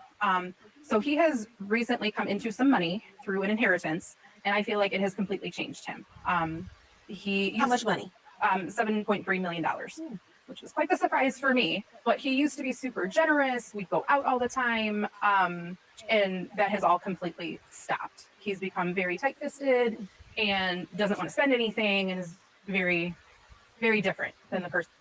Now, right there, let's say he made the $40,000 a year. Okay, now you have some extra or more. You're not even going to spend that so we can go out to Applebee's or wherever. Right. You're going to stop doing that now just because you inherited some money. That's a big red flag there. Yeah, I came to the channel when that had started. Okay. So you missed a little detail. No, because it's really important to understand the life they were living before he got the inheritance, right? Yeah, I caught the whole thing then. Yeah, I caught it maybe a couple of seconds right after it started. But yeah, the whole thing about the taking her out for dinner and stuff like that. Yeah, I heard all of that. Okay. Yeah, just pay attention to the language, because I think this is the thing, right? We do know that there's a lot of, discussion about high value men and blah, blah, blah, blah, blah, and whatever in these streets. And I think sometimes it can pre-bias our judgments when we start hearing something that sounds like it. So now that you kind of heard it all the way through, right? Like, listen to the language he's using and the language they're using, because it is, I agree with Shar. I think it's really telling, and that's what's changed my perception about him. Even like, I'm not even like mad. I almost feel sorry for him. Yeah, he did. The hardest thing is telling somebody, look, baby, I'm sitting on $4 million right now. You was good enough for 45,000, but you ain't good enough for 7.4. So you got to bounce. So sometimes you just got to try to put the pressure on the person and try to force them to force themselves to leave. Yeah, I will start holding on to the money. Now, I ain't going to abuse you, no crazy crap like that. I'm not going to yell on you or no stuff like that. But I'm going to put enough pressure within this household to make you want to voluntarily leave up out of here, because you was good for 45,000 a year. You're just not up to par for 7.4. And so then when she said she wanted to leave, would you beg her to stay? Would you promise to immediately change? You asking me? Yes. No, I'll let her leave. Right. So then if someone was thinking like you, I'm an asshole, but I'm not gonna kick someone out. But I'll put enough pressure on you for you to kind of skedaddle up out of here. Right. And so if the person, because you just said you wouldn't, right? If you wanted to put that pressure on them to leave, so you didn't have to leave, and we'll talk about how cowardly I think that is later. But for now, we'll just say that. And then you said, well, if you were putting on that pressure to make them leave, then when they finally said, I'm done with you, you would not beg them to stay. You would not make promises to immediately change all of the big issues. You would not do that because you want them to leave. And you said, well, yeah, that's what you would do. So I'm going to say then, well, given the fact that we have that connection, if he wanted her to go and he's forced her out finally, right, first of all, I don't see why you'd even show up to divorce court, because you could easily just say, no, I'm not going to show up to divorce court, and that's going to be enough for her and she's going to leave. But you show up, now she's done, she's ready to leave. You're going to be on national TV, right? Being seen all over the world by tens of billions of people, and you're going to beg her to stay and tell her that you're wrong, tell her you're going to immediately reverse your vasectomy and all of these things. Why would a man do that publicly unless he wanted the woman?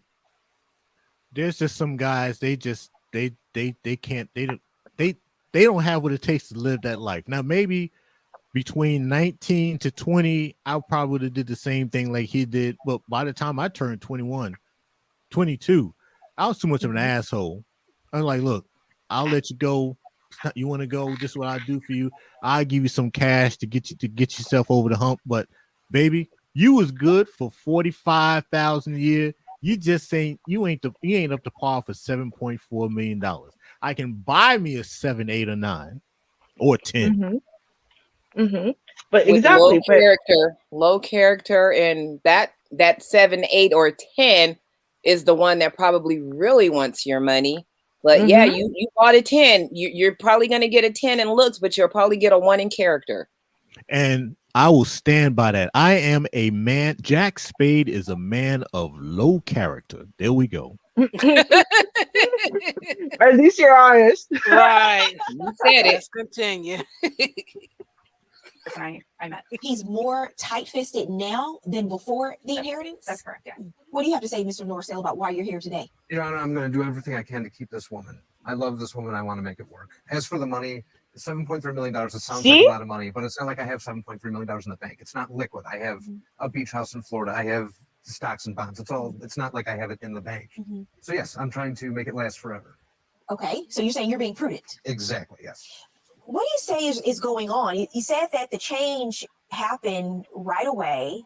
It's been 5 years. The inheritance was just the last couple of years. What do you say happened? I feel like the money has completely changed him. He also doesn't want to take the next step forward. I want us to buy a bigger house. I want us to start a family. I want us to get engaged. You know, all of these things that come. She wants to spend money.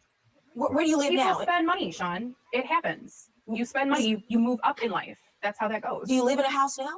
We live together in his house, yes. Okay. It's a smaller house, but it is a smaller house. Most of my things are still in storage.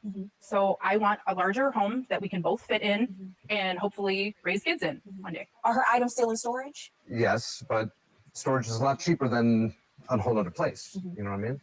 Okay. And you said that also just the time that the two of you spend together, the date nights, that's changed as well? Yes. He refuses to go out anymore, refuses to spend any money on dinners, going out, doing fun things.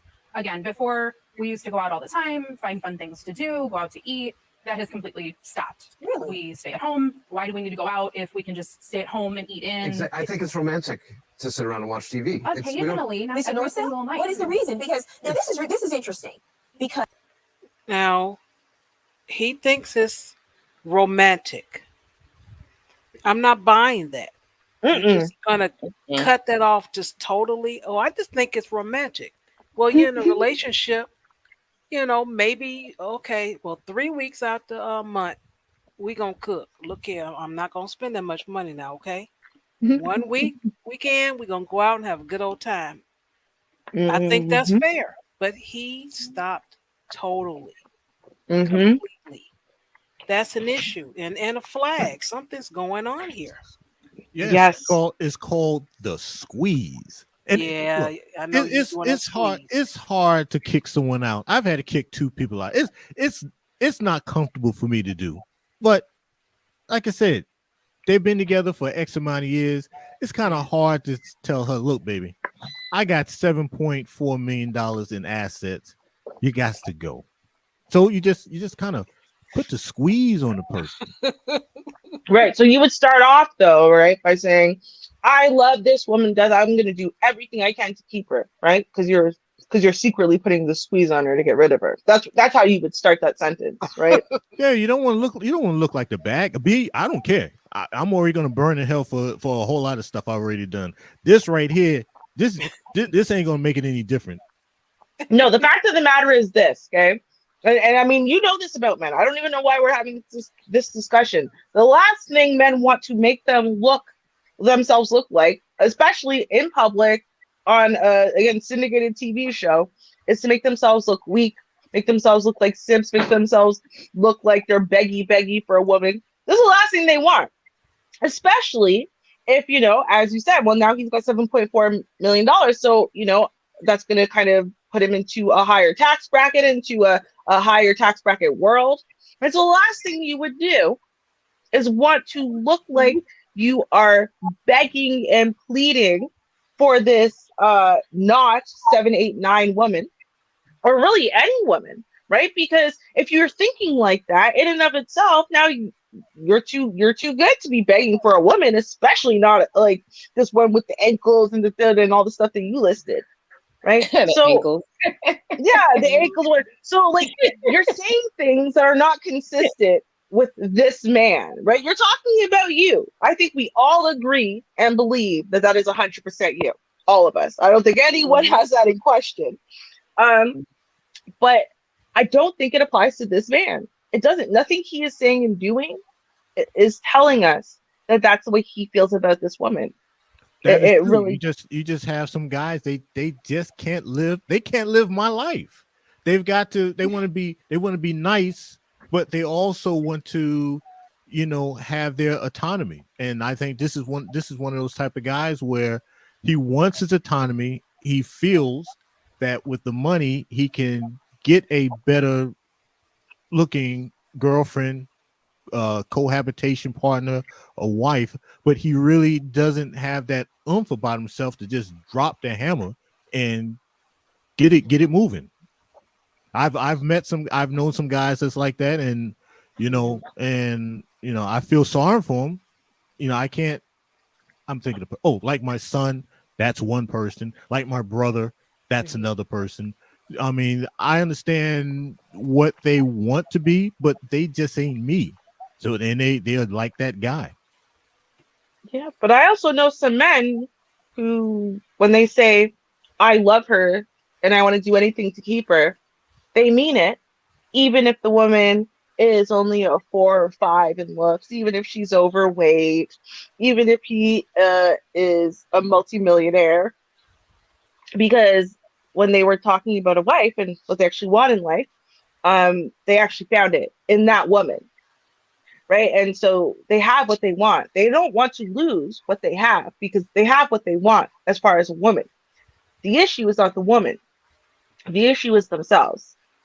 And so, again, you keep trying to put it on this man that because for you, this woman would not be good enough, especially if you had $7.4 million. That's really what you're telling us. That's fine. Right. But first of all, men have different tastes. In general, right? Men are not a monolith. They have different tastes. And this woman might be this man's taste.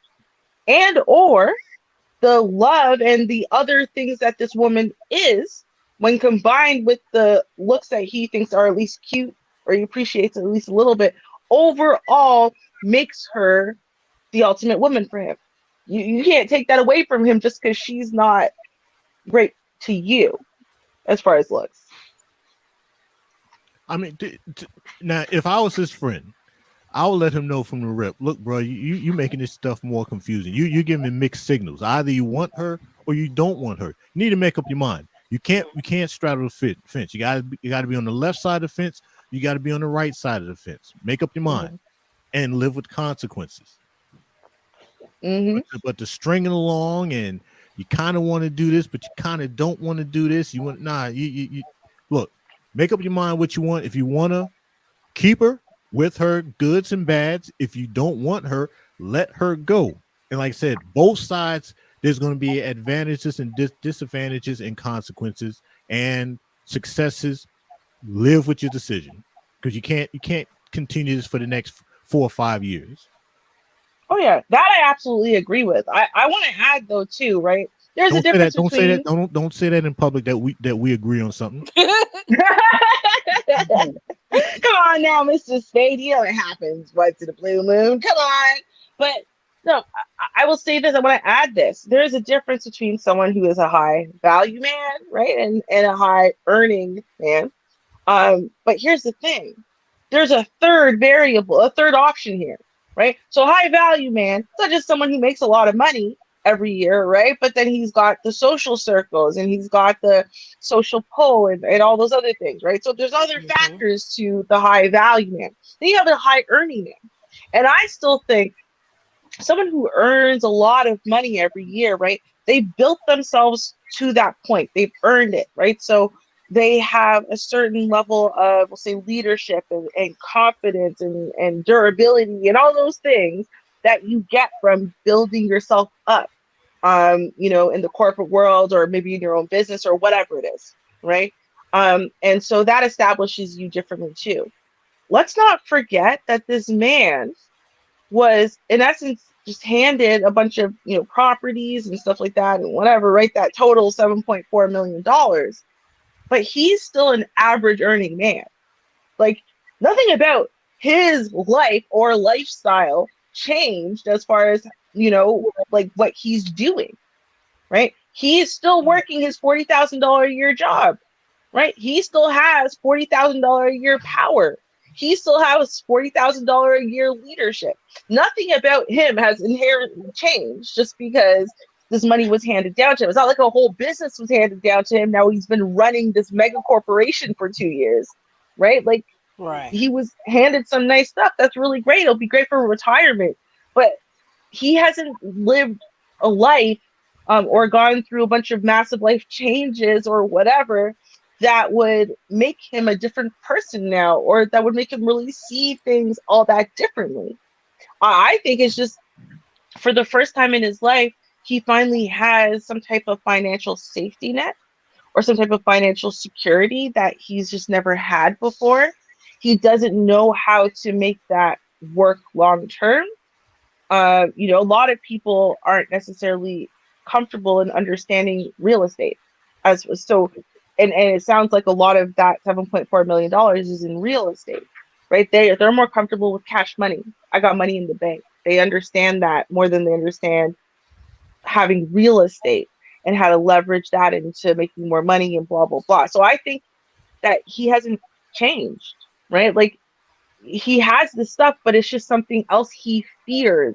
He fears losing it. He fears squandering it. He fears being taken advantage because of it. And he still has all of his old fear that he used to have and all of his old insecurity he used to have. He just has more fear now and more problems. I think that's really where this guy is. Of course, because let me at 56 run across $7.4 million in assets. I mean, like I said, I'm cheap, I'm stingy, I'm an asshole, I'm overprotective now. I'll become even ultra everything about myself with that amount of assets. Let's say $300,000 is cash and everything else is assets. Yeah, I'll act the same way too. I'll be worse. I don't trust people as it is now. That means I won't trust nobody. I believe you. Trust me. I definitely believe you. And I mean, they didn't talk about it, right? They didn't talk about a lot of different things. So, to be fair, we don't know some things, but we do know he was married once before. He was also engaged once before. We know he has 2 children. We know that the way he feels about those children, that he is stuck paying for them for 18 years. Yep, right? that's how he feels. Yep. Exactly. We don't know how those relationships went. I'm going to actually assume that, okay, this might be a bad assumption. I apologize, y'all. I do. I got a lot of rapping to do, so maybe it just puts me in a bad mood. But I'm going to assume this. I'm going to assume that the women he had before were actually better looking, okay, than the one he has now. Not that I'm saying there's anything wrong with her. I'm just saying when we talk about from an objective standpoint, as far as being thin and, the bombshell blonde and whatever, I think that those were the women he was with before. And I think that those women walked all over him and used him and manipulated him. Maybe were even a little emotionally or mentally abusive, like stuff like that. Like they were just terror. They were terror. And so I think he actually went out of his way to find a woman that wasn't a bombshell. He wanted to have an average woman, which a lot of men do when they're ready for a wife, right? They go, oh, right, I should look for, character and internal values. So I need to find someone who has all that on lock, and the looks are passable for me, right? But I got to find the other stuff on lock because I know what those pretty faces are about, especially when they bite you in the ass because divorce. They bite you in the ass because crazy child support payments, whatever it is, right? So that's what I think happened with him. And so now he's with this woman, and she's it. She's perfect in every way. I think he does probably really love her. She doesn't care. Like, he got the inheritance and she went, "Oh, good for you. Congratulations." Like, it had nothing to do with her. She didn't care. Yeah, Because I that's think not what her she's there character for. is good. I think she has a good character. He Mhm. has absolutely nothing bad to say about her. He has Right. absolutely not one thing, you Mhm. know. And another thing you got to look at too is, you know, he was married before, engaged. You know, he probably got married really young. So the woman that he was with previously, his first wife, they might have been the same age. You know, the second Mm. woman maybe a little bit younger, but then he moves on to, you know, like he was what, you know, like 36 when they got together, and she was like 24. You know, that's on the young side, you know. So he did get someone who was younger, you know, and maybe he felt that if he did have someone younger, he would have a little bit more control over it or over the situation. Mm-hmm. Right. Or maybe it was a matter of the youth being the kind of the, so you, like, you know, it's like, okay, men want youth and they want beauty and they want this and they want that. So maybe it was like, okay, well, you know, if I get the youth, at least that's one. They're gonna look at it and be like, yo, she's not as hot as your ex-wife. Yeah, but she's 24. Oh, so you see what I'm saying? you still got a little young thing at least, you know? And But you it's know, baby fat. Straight She'll off. grow out a bit. but you know, you got some guys out here, and these are the ones they mess the whole game up because they don't want to go all the way into it. They want to, like you said, she's 24, but she's 24. She might be a 5. She got a little weight on her, blah, blah, blah, blah, blah. So those guys, I don't like dealing with those guys. I'm like, look, if you're going to do it, you need to go full tilt. Can't go quarter. You can't go half. Can't go 3/4. You got to go all the way into. You got to go all the way in. Now, once you go all the way in, you got to live with what comes about it. I mean, there's advantages and disadvantages, success and consequences to everything that you're going to do. Can't half step. If you're going to do something, go ahead and do it. And I do agree with you, Classic Ruby, about the once you get to that certain stage in life and you're ready to get married, you kind of change the type of woman that you're looking for. Because my ex-wife doesn't look like my son's mother nor the women that I dealt with before she came along. Right. Exactly. I, Because I I mean, used, it makes sense because we because I know that people who've been lifelong beautiful, let's be real, their character tends to suck a lot, right? Like, this is what it is. now you know I didn't deal with strippers, but they were stripper like. If anybody Mm. pointed out, they were like, "Yeah, man, she's a stripper." But no, she's not a stripper, but she is a stripper like. She has Mm. she has the tangibles to be a stripper. She just has not decided to cross that line. Okay. Yeah. I, All I right. I see what you're getting at. Just like Oh, some women date guys that look like football players, but they never played football. That's what we talk. Yep. Yep. No, I got it in my head. I can see. I can see what you're talking about. And you know, it's too. What the heck just happened here? Somebody Sleeping in my bed, baby. Google asked Kevin Samuels. He had that man had that uh-oh. on the floor. Glitches. Wouldn't even let him be in the bed. I don't know what's up with these glitches. Couldn't even, Laugh at take that. that Glitchy system. couldn't even take his high value money and buy that man a doggone air mattress. Had him sleep on the damn floor. Oh, cheap ass. I'll do something like that. Oh, but it'll be a female. You a mess. I'm just saying. I mean, he just paid off all his child support in May, so maybe I didn't Big say old it. set to come. Right, exactly, right. But he had to pay off the child support and stuff. He got that as of May. He could, so maybe, yeah. You know, the bed came after that. give him time. He's only been a long time high value man for like a few months now, right? Just give him a second to catch up. Right. I did the smart thing. I went ahead and just got my damn son. Mm. Okay. Okay. I've told that joke a couple of times, and I tell people 95% of what I said is true. The other 5% of it is fluff. Oh, okay. Mhm. Jack is a mess. I'm gonna play some more here. All right.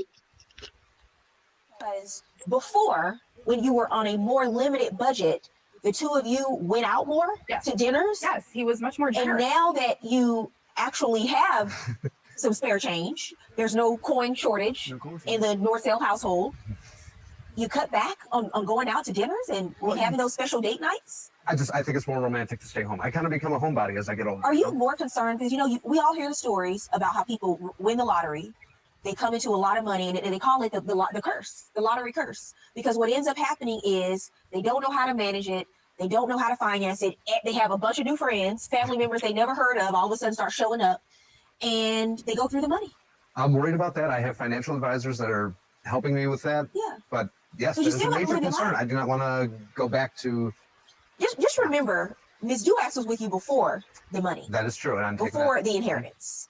So the fact that you have regressed on your date nights and almost fallen prisoner to this inheritance because you're making all of these decisions, now you're being even more of a penny pincher when you have a few pennies to spare. It's hard to explain.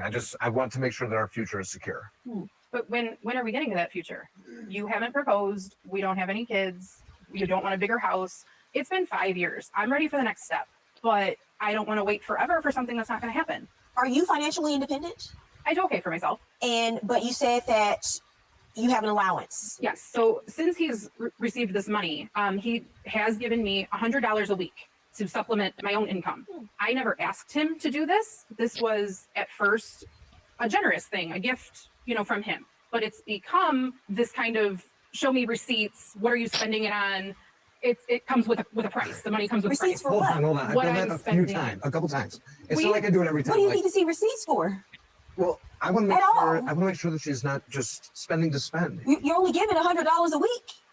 Isn't that money hers when you give it to her?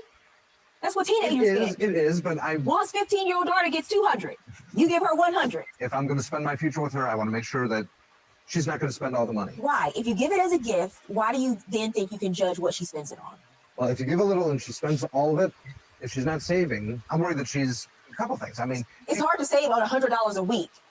Sir, if you're giving her $100 a week in spending money, so you're saying that she should be investing in stock and making that money grow? she can try it. Okay. Well, I mean, I get worried too that what if I give her more money and she is like planning an escape to get away?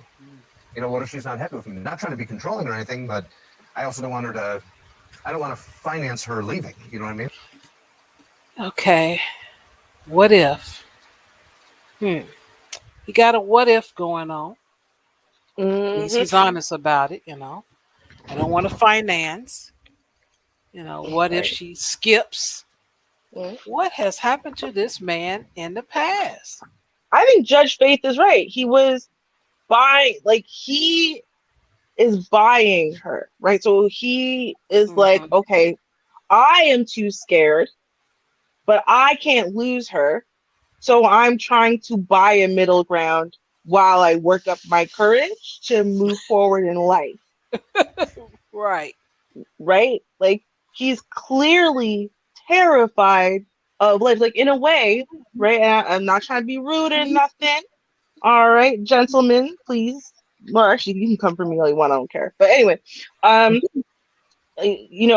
think he's very emasculated at this point in his life. I think that the things he experienced, and more importantly, how he chose to deal with those things and why he was in those positions and whatever, I feel like his masculinity, his like internal sense of masculine took such a hit that now he's entirely emasculated. So he is basically sitting still, sometimes walking in circles, and scared. He's scared to move forward as a man. And I think that this woman is traditional. When I say traditional, I mean as in she is maybe not like, maybe they didn't have discussion with words and stuff, but I think that she is the type that's like, hey, a wife submits to her husband, so you're the leader, right? So lead us into the future, lead us to the next steps, and I will support that, and we'll build a traditional family. And he is too scared, right? He's too gun shy because that masculinity, that sense of self and leadership and direction that he used to have is gone. That's what I think happened here. Ruby, I've got to agree with you 100%. Damn it, two times one night. Lord have mercy. Dad, you don't let them catch you saying that now. And one of us is gonna have issues with it. It's gonna be you. They're gonna be like, I think it's gonna snow in Miami tomorrow. I think it will. Y'all better be careful. Dang. Wow. Oh, I know, right? It's another Christmas miracle. It's a miracle.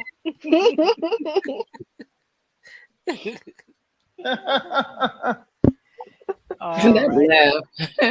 Let's play a little more. All right.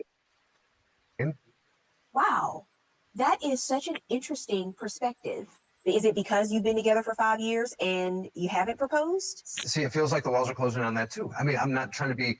If we were to get married, would you sign a prenup? I don't know, Sean. That's something we've never talked about before. It's something I'm open to. Okay. Well, then that's something that we can discuss when we get to that point. That's one of the things that worries me. I'm worried about. Now, he's worried about me leaving, but he's the one that constantly has his phone flipped down, face down, running to it every time it rings or dings or anything. I mean, there have been so many times I've been suspecting that he's been cheating on me because he's so possessive about this phone. Like, if it goes off, I can't even hand it to him. What do you think is happening? He's talking to other people. The one time he was in like another room, the phone went off and it made a sound very similar to one of the dating apps that we had previously met on. Mm-hmm. And he comes flying in from the other room to turn it off and put it on vibrate. So I, of course, asked about it. And he said, "Oh, it's just a work email. That's not the sound that emails." It was, and it was obviously important because they kept emailing. I wanted to get to it, make sure. But if it was just an email, why couldn't I hand you your phone? So did you see any of the dating apps on his phone, or you just say you heard the sound? I have never been in his phone, close to his phone. He keeps it very, very well. You would secure. be the first in this courtroom, Ms. Dulac. Okay. I got something to say about this because we didn't address it last time. Yeah. So this is what I think about that. I think that he is absolutely on the apps, dating apps or whatever it is, but not to date. I know it's going to sound crazy. I wrote an article about this years ago, and I called it the puppy dog philanderer. I'll explain to y'all what I meant by that. So what do puppies want? Puppies want your love, right? They want you to play with them and scratch behind their ears and tell them they're good boys. And there are men who cheat emotionally or physically for that reason, right? Because they know that as men in their household, they don't want to be a kid that you're just always patting on the head and saying, good boy, and directing. They want to be the man of their household. But at the same time, they lack so much self-worth. They feel so lowly. They feel so terrified about life that they require that kind of feedback. So it's a catch-22. They require feedback from their woman that they can't get because if they were to get it from the woman, then it would make them worse. So what they do is they try to keep it together at home, but they reach out to other women to pat them on the head and tell them they're a good boy. And I think that is what this dude was doing. I wouldn't put that past it. That's I can interesting. see that. Because if he would go to the app for dating, then he'll be caught up with spending money, which will be crazy. So what is it that he desires? The attention, so I could see that. Right? Because he ain't trying to spend more money on anyone at all. Right? So it's not about that. It's about getting that rush that you get when someone swipes right too, when a chick sends you the boob pics, when someone tells you, oh my God, no one ever listens, you're the greatest listener, right? It's just getting patted on your head and told how wonderful and great you are under the context of when you have no responsibility.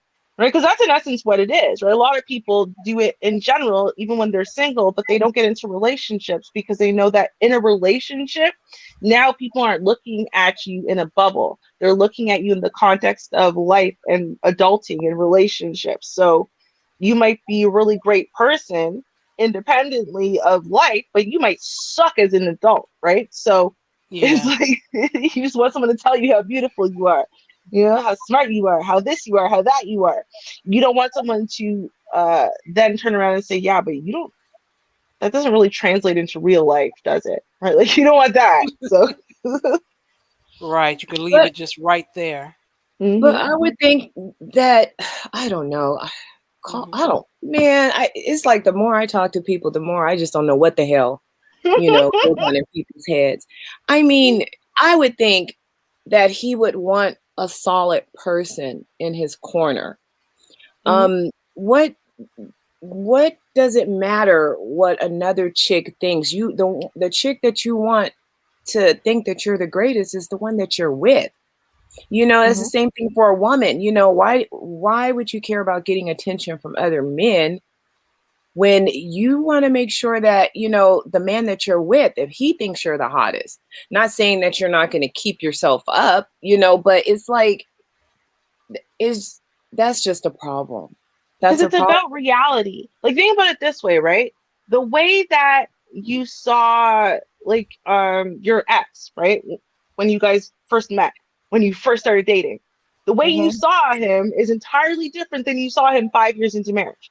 Um, and it just has to do with like real life. Like you might still think, yeah, of course he's still good looking. Of course he's still this. Of course he's still that. Like it's not about not feeling those things for each other. It's just about the fact that like I can't look at you like you're like this magical being I've never met before because I have, and I know all of your dirty secrets now, right? So I look at you like you're imperfect, right? Because you are imperfect, and I talk to you about problems because we have problems, and I turn to you for adulting because we require that in order to survive. So it's different than when you are brand newly dating someone and you don't share those responsibilities, right? They don't know about your $300,000 of debt, right? And you don't know that they've killed three people. Like it's just you don't know any of those things. You're just judging someone based on their personality in the moment, and that's all. And so it's so easy to like someone and to think that they're super awesome before you have all this extra context, right? So I think that that's really what it is. Hmm. Mm-hmm. He's the type of I he's sorry, the go type ahead. of person I will have to say, look, bro, you need to make up your mind. You're gonna have to take charge of what's going on here. Either you're gonna keep her, you're gonna allow her to stay with you, and you keep her. You got to make that decision. You're either gonna want to keep her, but she lives in separate dwellings. That's one thing. If you just want to let her go totally, that's good enough. But if the next person comes along, you need to be honest with how you want that person in your life. Either you want somebody, but they live in their own dwelling, that's fine. If you want to move somebody in, there's going to be advantages and disadvantages of that. You just got to make up your mind and live with it. He wants the best of all the worlds, and Mm-hmm. in reality, it's not working out for him, and it's not going to work out for any other woman that comes along. Notably, the one that he already has in the picture. Mm-hmm. That's for sure. So, like I said, Reality is not working out for him at all. that's like I said, that's you just have those guys out here. They just can't stand on something and just live with the goods, the bads, and the consequences. They want the best of all the worlds, and he's one of them. I, I don't even know if it's always that they want the best of all worlds. Of course, we definitely see that, especially with the millennials and Gen Zs, because we were born into the easy button era. But I think a lot of times what you're actually seeing are people who are paralyzed with fear and indecision because they think like like when you're a kid, you think all adults are like there are these magical beings who are like all knowing and all powerful and all like there's someone else. Like, and then Yeah. as you get older and you get to those ages, you don't feel different. right? You don't feel like an adult. You don't feel the way you looked at those adults when you were a kid, right? And you saw these grown-ups. And then you get to 25 and you don't feel like a grown-up. You feel like yourself, right? And for a lot, especially I'll say my generation, especially, that is terrifying because we had this belief, kind of like when you have this belief that you're going to lose your virginity and wake up and you're going to be a different person, and then you're not. You've just gotten fucked before. Excuse my French. Like it's the same thing. We thought we were going to get to this age, 25, 29, 32, 35. You think you're going to get to an age where you're going to wake up one day and you're going to be this different thing. You're going to be this adult who just understands inherently the world, right? This adult who is just a leader, who is just masculine, who is just feminine, who is just all these things. You just think you're going to wake up and be that thing. Because when you were a kid, you saw all those adults and they seemed to be those things to you. You didn't understand that your parents were real people, right? And therefore they could make mistakes. It's like that. And I think that even when we learn that our parents can make mistakes and they are people, I think we still keep that magical thing in our head. So when we get to 35 and we still don't have it, it still didn't click in, we think we've done something wrong, right? Obviously, that's why we're failing, because we didn't do the thing to bring us to the magical adult place. Oops. Okay, well, how do I find the magical adult place? And then you're focusing on trying to become this magical adult so that way your life works out, instead of realizing that, oh, when you were 5, you saw things wrong, because adults are exactly the same. They're just a little older than you. Right? Like, that's about it. Just been on the planet a little bit longer. Oh my God! I think we need to shut the live stream down. I'm agreeing with you for a third time. Oh Jesus Christ! No. Okay, no. This is unacceptable, Shar. Unacceptable. Amazing things happen. Tis the night, even though it is Christmas. Tis the night before Christmas. All kind of magic. Okay. But yeah, I agree with that. I agree with that because I'm struggling with that with my son. He's 29. He'll be 30 in September, and I'm constantly telling him, "Hey, you need to get ready to start taking the next step." And this has been going on since like 18, and he'll take like a quarter of a step, he'll take a half step, but when I tell him, "Look, you need to take the full step," and once you take that step, do what you need to do and prepare for the next step. He's kind of slow on being where I need him to be. Like I said, he's 29.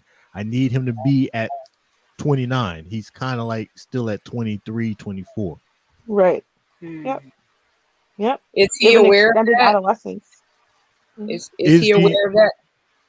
Oh, that's something you guys have discussed, you know.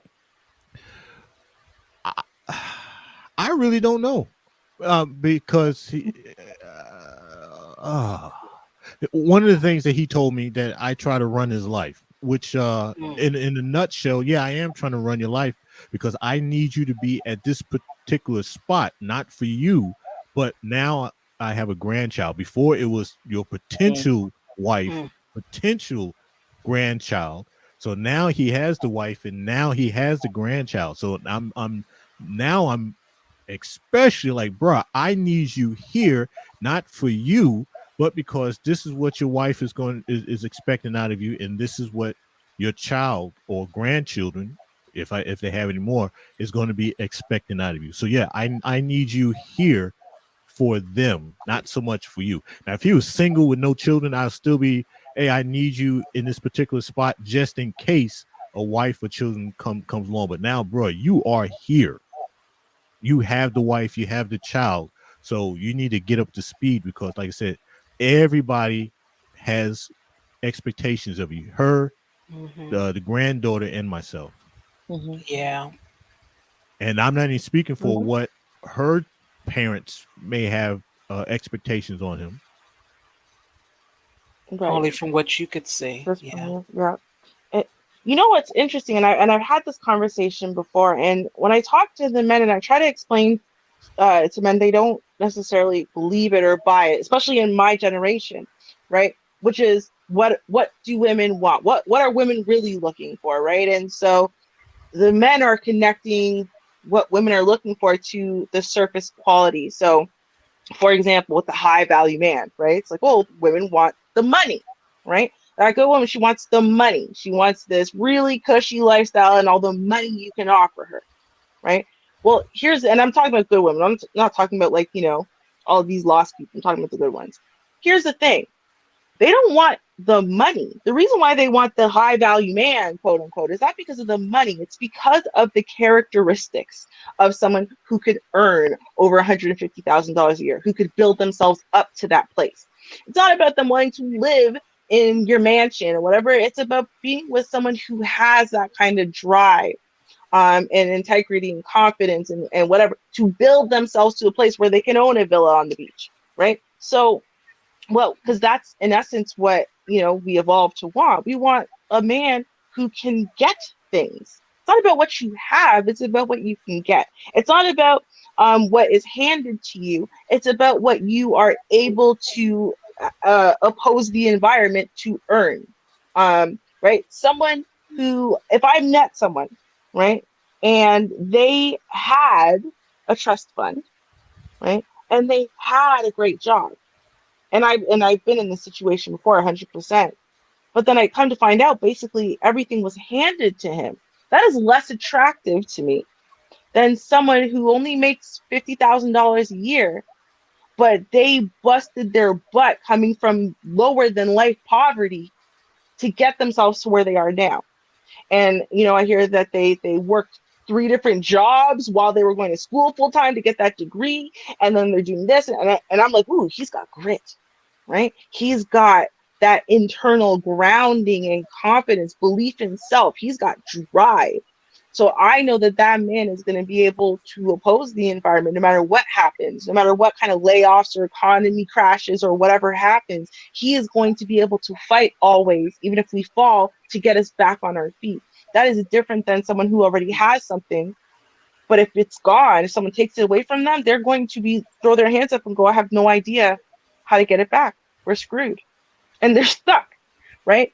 So I think that's what happened a lot with my generation, at least, is they saw their parents. Remember, I only dated people who had married parents. They saw their parents. They saw what their parents had now, right? And they thought, okay, well, if I just get those surface things, then it's going to magically make me that adult that I need to be in order for me to be a husband and a father and a this and a that. And I'm going to wait till I get what my parents have now in order for me to start that. But I also want to get married now. So, oh wait, I found the right woman. Okay, I'm going to be with that woman, right? And we're just going to stay together for 25 years. It's going to be fine. It's going to work out. No, seriously, that is the way my generation is thinking. It's really strange because they want to get married right now. They do, but they think that in order for them to be men, right, and to have what they need to have in order to be leaders and to be fathers and husbands, they have to have what dad has now, what they can remember dad having now, instead of saying, oh no, but dad and mom, no, they started out broke as hell, man. We were living in that Roach Motel for like 2 years. I remember that. No, they don't go back to that and say, oh, well, they started together and they were broke and they built to something. They think they like skip that part and think, oh, I have to go get all these other things now. And then that's my identity. My identity is my job. My identity is how much money I have in the bank, right? Like your identity is not your character. It's not everything you've worked to be as a person. It's all this surface crap that doesn't matter. Yeah, right? It's like, that has nothing to do with it. This is my buddy now. He has a better identity, right? He's got $7.4 million and he's scared to spend 1 cent of it, because then his identity is going to go down from 7.4 million to 7.39 million. And now he's lesser. Yeah. Really. Well, I mean, I understand. I empathize with the position he's in, because you mentioned it before about, I think you mentioned it. I had walked away, but I think I had heard, oh shit, senior moment. All right, skip that one. I lost where I was going to go with that one. But hey, Ruby, you didn't hear my upload called The Moving Boxes on my channel, did you? No, if you no, you didn't. I don't know. I don't read the titles of stuff. What did it say? whenever you find the time, just go back to my channel and listen to the moving boxes. You'll see the thumbnail is with the moving truck. Listen to that one. You'll get it. You get a trip out of that one. Okay. But yeah, but basically, I empathize with the guy's fear. He wants to have someone in his life, but he wants someone that wants him for him and not for the money.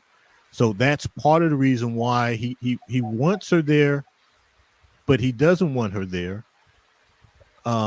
Because if she's able to live independent of her own, then she might not be so much into getting her claws into his money.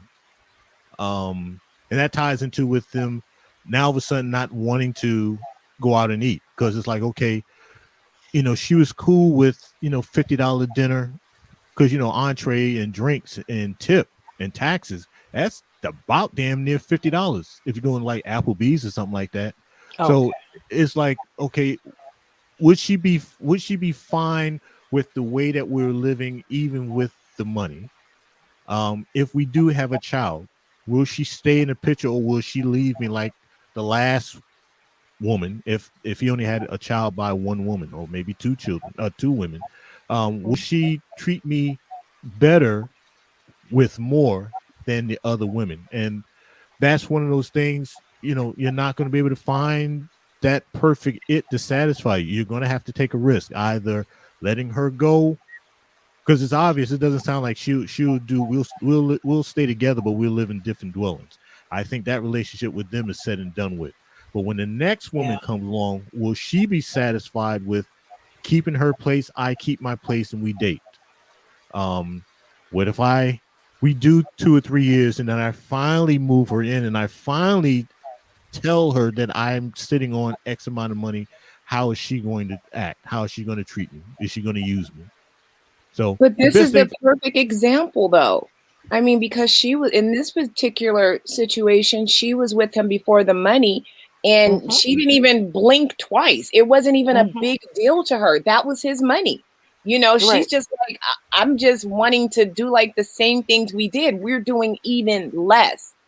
And then on top of that, when you're dealing with a relationship with another person, and there has to be some vulnerability there. It just has to be. You're not going to get, absolute guarantees that, okay, so after you have a baby, you're not going to get crazy on me. Or after we get married, you're not going to, try to keep me in the house all the time. Unless there are red flags, but they've been progressing in their relationship, fairly fine. It just seems like the problems did not come until this fool got this money. And then all of a sudden, his insecurities just bubbled up to the top like a cauldron. And now they're just there. And this woman is like taking the brunt of all of his insecurities. And I don't think that's fair to her. I mean, she can't give him any absolutes. It's like, dude, I was with you when you was broke. So now that you have money, you want to further test me to see if I'm, going to spend up all your money. I mean, it's absolutely ridiculous. And, I think, and Rhonda's making such a valid point, is that if you already have the money, okay, and then you meet somebody, okay, you have very valid fears and concerns. I think everyone would understand that. I think the problem here is that you already had a woman who, in her prime years, right, 24 years old, prime years, picked you and has given you nothing to be concerned about, has obviously been devoted and dedicated enough that you wanted to start building a future with her, which is why she moved in with you, and so on and so forth. And she was willing to move in with you and put all of her stuff in storage, rather than saying, well, no, you take some of your shit out and put it in the storage too, so some of mine come in. She said, no problem. You know what? Because we're building towards something bigger and better. Cool. No problem. And she's someone people talk about, they want someone they can work with. She's beyond someone you can work with. And she's listening to what his goals are, and she's supporting them. And he gave her timelines, and she supported them. Now you're at year 5, right? And she's sitting there saying, well, no, 2 years ago, you got this money, threw off all the timelines, threw it all of our relationship all together. And here's the thing. You taking her on a date night is not about the money. It's about the consideration of her as a woman, as someone you love. You want to do something just a little nice, a little bit special for her, right? Right. People's love languages differ. For me, I really like good food, and there's very few restaurants out there that can beat what I could cook myself. So with that being said, I don't really care to be taken out to restaurants all the time. It's not my thing, right? I don't care to be wrapped with roses all the time. Not my thing. But some women do, right? They have different love languages. When you do these things, it tells them you thought of them today. It gives them an opportunity for them to respond in kind, so on and so forth. He took all of that away from their relationship. So he made the relationship barren. And he did that because he was focused on the surface bullshit, i.e., the money, instead of focusing on the relationship and the interaction between the two of them and what those things mean. Because I agree, listen, we've been doing date night once a week inside of the house since COVID started. And you know what? You can make that very romantic. You can make that wonderful. I Yeah. bought Mr. Ruby a big plushy robe because I already had one, right? And so date night, sometimes we get dressed up to have date night in the house, and sometimes we wear big plushy robes and just hang out and watch movies, right? So it's not the fact that you can't, watch movies and it can be romantic or whatever. It's about the fact that he's clearly not making an effort to make it a date at home. It's just we're just sitting at home already watching TV, so let's keep watching it. That is not a date, right? That Right. is not taking that time out, making her feel like, no, you know what, I'm devoting all my attention and time to you, making you feel special, which is important, especially for women. It's very important that women feel that way, right? Just like it's very Yeah. important that women stroke men's male ego. Very important. Yeah, but he claims it's more romantic. Well, the woman is telling you, okay, not to me. I want to Hmm. go out sometimes. True. Oh, I become more of a homebody. Yeah, okay. You got more excuses and more excuses, sir. Each and every time. Well, I got Hmm. two folds on this one. So the Okay. Uh-huh.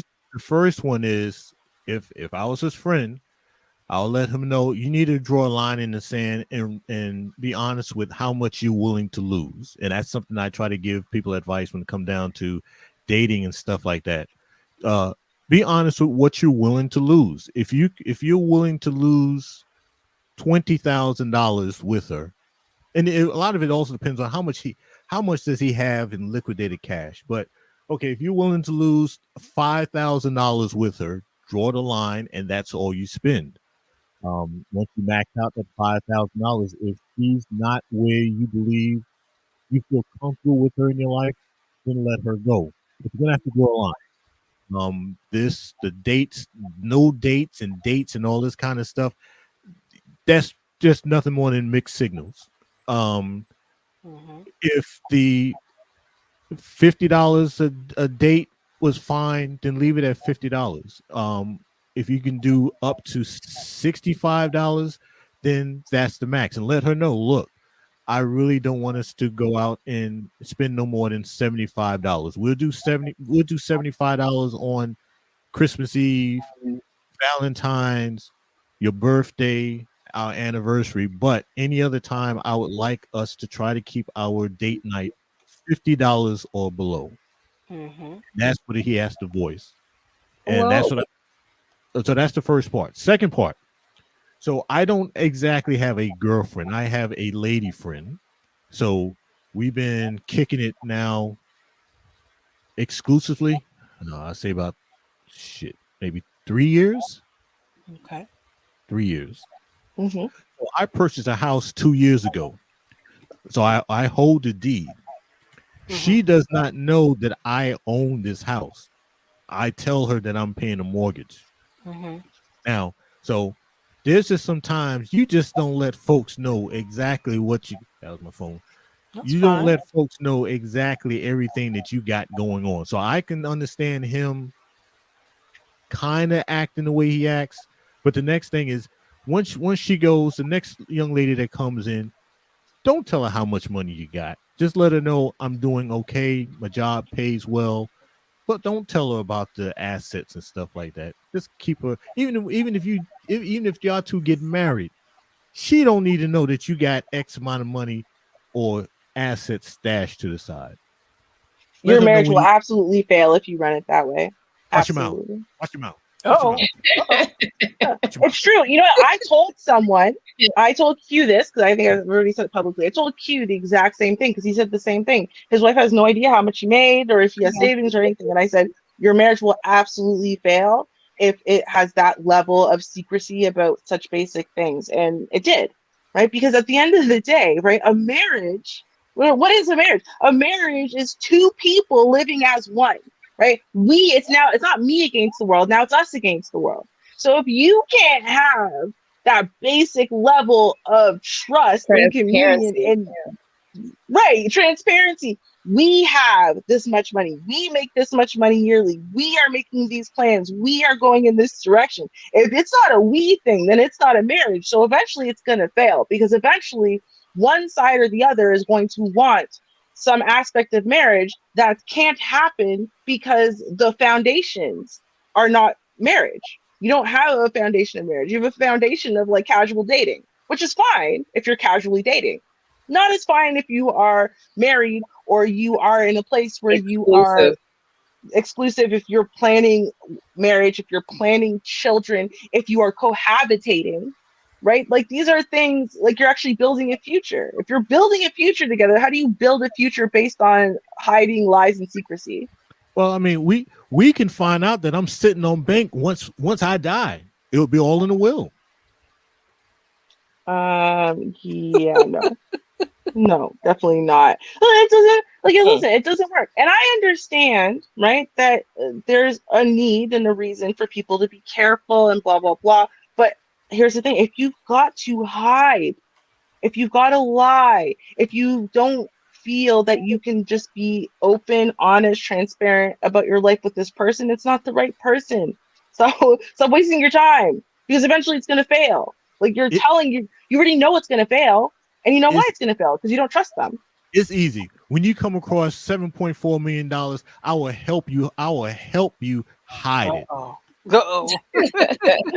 Jack is just too much. I will tell you every way you can hide it and still feel good about yourself when you look in the mirror.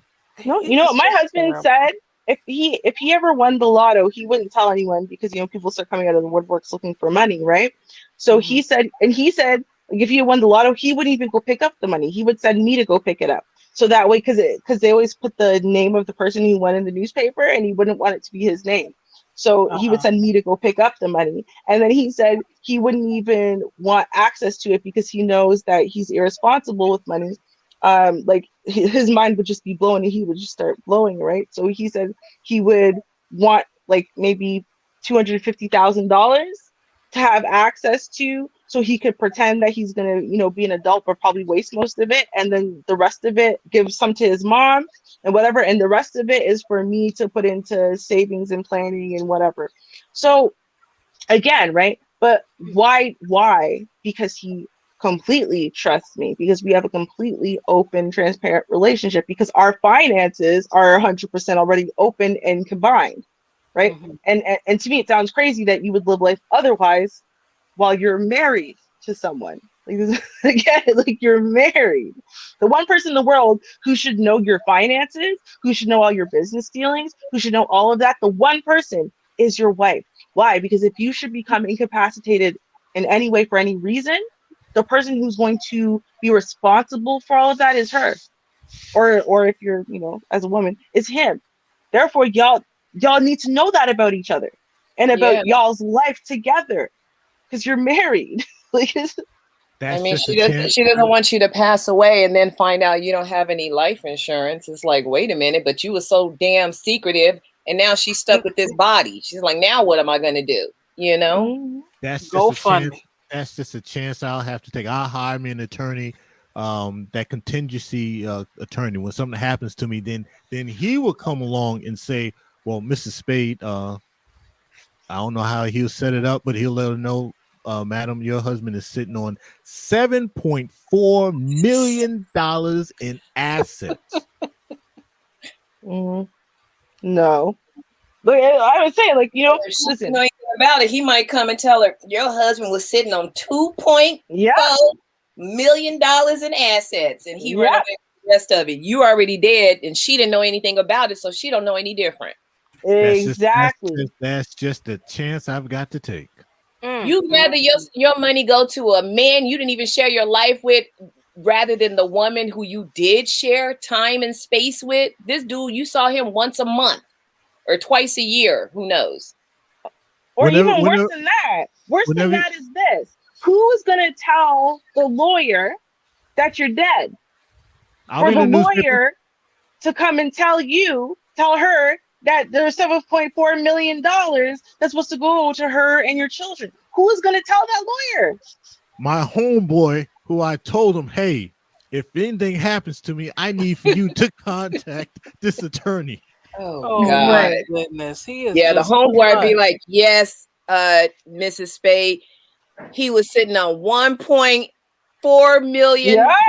worth of assets. Your assets are getting lower and lower, and you didn't even share space and time with these men. No, the homeboy Mhm. don't know how much I got either. The homeboy's like, hey, if anything happens to me, I need for you to contact this guy, this attorney, because the attorney has such and such. You know, my attorney got the secret box for my wife. And Look they're gonna here. set up the Mhm. deal. You know, hey, Right. she don't know about it. You know about it, and me, between us, yeah, let's do it. Boom. Right. I'm just saying, because at the end of the I mean, day, it can guess what? That happen. homeboy is more likely to turn on you and your wife and your finances than your wife is. I'm Real talk. dead. I'm dead, so I'm good. Yeah, Y'all, but that's you don't y'all care problem. about your kids? Of course you Leave it care to the about your wife kids. then. Oh, my son's adult. You're on your own, baby boy. That's why daddy got you the best education he could afford and disciplined you. You're on your own, baby. So you built a legacy for what purpose? You didn't want to pass it down? He's on his own, baby boy. That's why daddy spent all that money. Make sure you got a great basic education. You full of it. No As long as she man. don't get it, everything is fine. As long as she don't get it. You're right. Right. No man works his whole damn life building something, and you know what? Then he's content for some random person to have that money over his own blood, to have that money to be able to build to the next generation. Come on Now, now. we talking about a wife, a spouse, correct?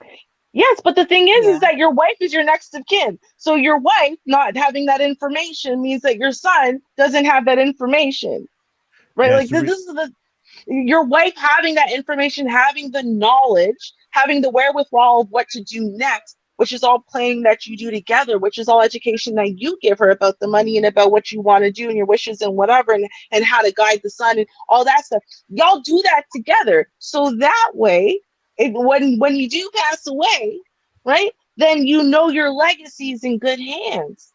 Like that you worked your whole entire life, you don't care what happens to your legacy after you die. What was the point of working for it?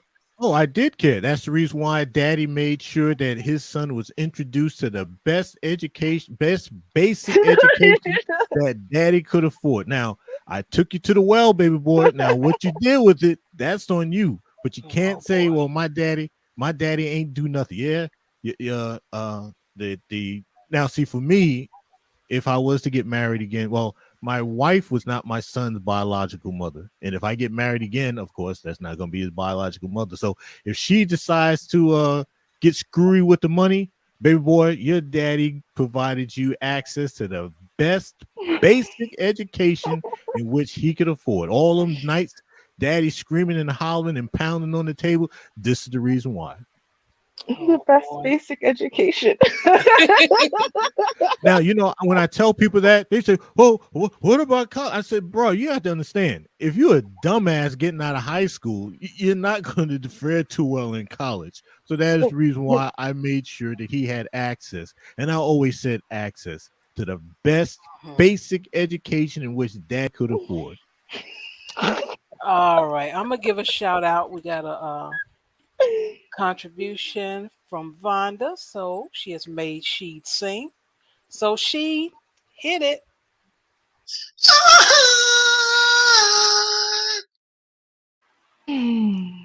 Thank you so much. Thank you. Thank you. How to hear the angels sing on Christmas Eve. Thank you, She. Thank you. But Never yeah, I knew mean, that. like I said, it sounds confusing with the dude, but I empathize with him 100%. I understand the different branches it flows off in, but my thing with him is at the next person, you need to set it up correctly how you're going to do this, and you got to stick with it. Yeah, you made a mistake with this other person, but dude, you're young, man. All these damn women out here, you can find a better version of her. Okay. Uh, Yeah. Okay. I uh, told you I uh, don't practice political correctness. Okay. No, it's not the political correctness issue. I just think you're wrong. It's like not because it hurts my feelings or whatever. I just think it overall. This is what I think. I think this. I think if we look at the people who are not only in the top 10%, right, but also the families, the ones who are able to pass down that generational wealth and whatnot, right? When we look at them, what we don't see is that mindset, this mindset that you're talking about there. It's not there, right? Because they understand the inherent value of certain things differently than I think, especially us middle classers, maybe upper middle class, but still middle class. 100K is still middle class, which is sad to say because so few people are making it. But anyway, us middle classers think like, and especially when we're talking about the Black community. So, because when you look at them, the way that they see marriage, for example, right, like those over 1,000 legal privileges of marriage, they know every single one of them, and they make sure to utilize those, right? The spousal privileges that you have, as far as telling secrets and whatnot, use that to the nth degree. The generational wealth passing down and stuff like that, and building and shaping and molding your son, your daughter, your children, basically, to take the reins once you're gone and to keep running with it. You're training the wife to be able to continue molding them into that position if you should die early. Like they understand the inherent value of all of those things, right? There's no way when they make that move to get married, that's what they're thinking about. They're not thinking about, ooh, she got a nice ass, nice titties, so she's a, but still she's sexy, so I'm gonna have babies with her. They don't think like that, right? They are thinking about all of those factors that they need as far as to be able to trust her, to be 100% open with her, the ride or die, not on the struggle of way, but ride or die, as far as like, yo, man, if I had to come home and I killed 3 people, she's gonna get the shovel, help me bury the bodies, because that's what we got to do, right? Like, they're thinking about things when it comes to a marriage. They're thinking about it very differently than we are. And I think it's far more functional, and when we're looking at things and we're only looking at ourselves, my generation, this rugged independence and whatever, I don't really think, even if you don't care about the rest of the community, you should care about your bloodline, your genes, your kids and grandkids and great grandkids and whatever, and building for them. Unlike, for a lot of us, our great grandparents and stuff, they didn't build for us. Or they tried and then, they got hit with one of the millions of things that hit Black Americans. Fine. Right. And so we should be thinking about our great grandkids. What we are building now, right? Not just as far as the amount of money or companies or whatever that we could build, but what we're building now, as far as a strong foundation of marriages, of interconnectedness, of knowing the right people, and so we can build that for our kids, and we can be the great grandparents that we wish we had had, that we should have had, that if we had we would be way further along, way faster. You know what I mean? But like, we don't think about it like that. Yeah. Well, Jack is a mess, and I enjoyed him tonight. Thank you so much for contributing to the show from your male view. I Mm-hmm. enjoyed it. It was interesting and very entertaining. Mm-hmm. Very. Yes, it Ain't that was. the truth? Mm-hmm. Okay. So, And my notice on that is everything I said on here. 95% of it is true. 5% is fluff. Now you got to figure out what that 5% is. okay, I think I know Mm-hmm. what part it is, but regardless, it's your opinion and you are entitled to it. That's one Mhm. thing about over here. At least he's entertaining when he says it, though, right? Yeah. Yeah, I mean, Yeah. very. Mhm. And thank you everyone for tuning in tonight. Um, I know you guys weren't out there because not all. Let me see. It's a lot of states that didn't have snow, right? No, we don't have it here in Illinois, but a lot of places didn't have snow. But you were at home, social distancing and all that kind of stuff. So I do appreciate that you guys did tune in tonight. And we have one more show for the year, and it'll be next Friday. Um, I'll just make it 9:30 as normal, Central Standard Time, and we're gonna ring in all the time zones. So we'll be going for a little while, and it'll be an interesting show, I must say. We have a lot of bells and whistles, and probably, hopefully, not as many glitches as we had tonight. But if the glitches do, Mhm. come, they just come. I can't stop it. It's just Mhm. that type of year. But Oh thank boy. you guys so much. I do appreciate it. You all stay safe. That's Oh, another thing. before everybody leave, I got one last bit. Yes. Uh, if y'all want, y'all can come over to the channel, the Spades Table, and you got to check out the upload. I don't know what number it is, but it's called the Moving Boxes. You can't miss it. It's got the thumbnail with the moving boxes, but that story is 100% true. All Oh, right. okay. I Alrighty. We'll have to definitely gonna check check it that out. out. Thank Mhm. you. All right. Now Thank you so much. you're gonna think even worse of me, but hey, that story is 100% true. Oh, I ain't worried about that. I know Right? you now. I know you now. Mhm. Those are I trust me, I couldn't think worse. No, I'm kidding. All There are right, no all surprises. right. You say that. We'll see each other next week. Hear what you got to say. All right. This sounds good. All right. All Merry Christmas, right. everybody. All right, Thank Merry you. Same to you. Christmas. Thank Stay you. safe and hope to see everybody Friday. And until then, peace. Cheers, y'all. Peace out, family.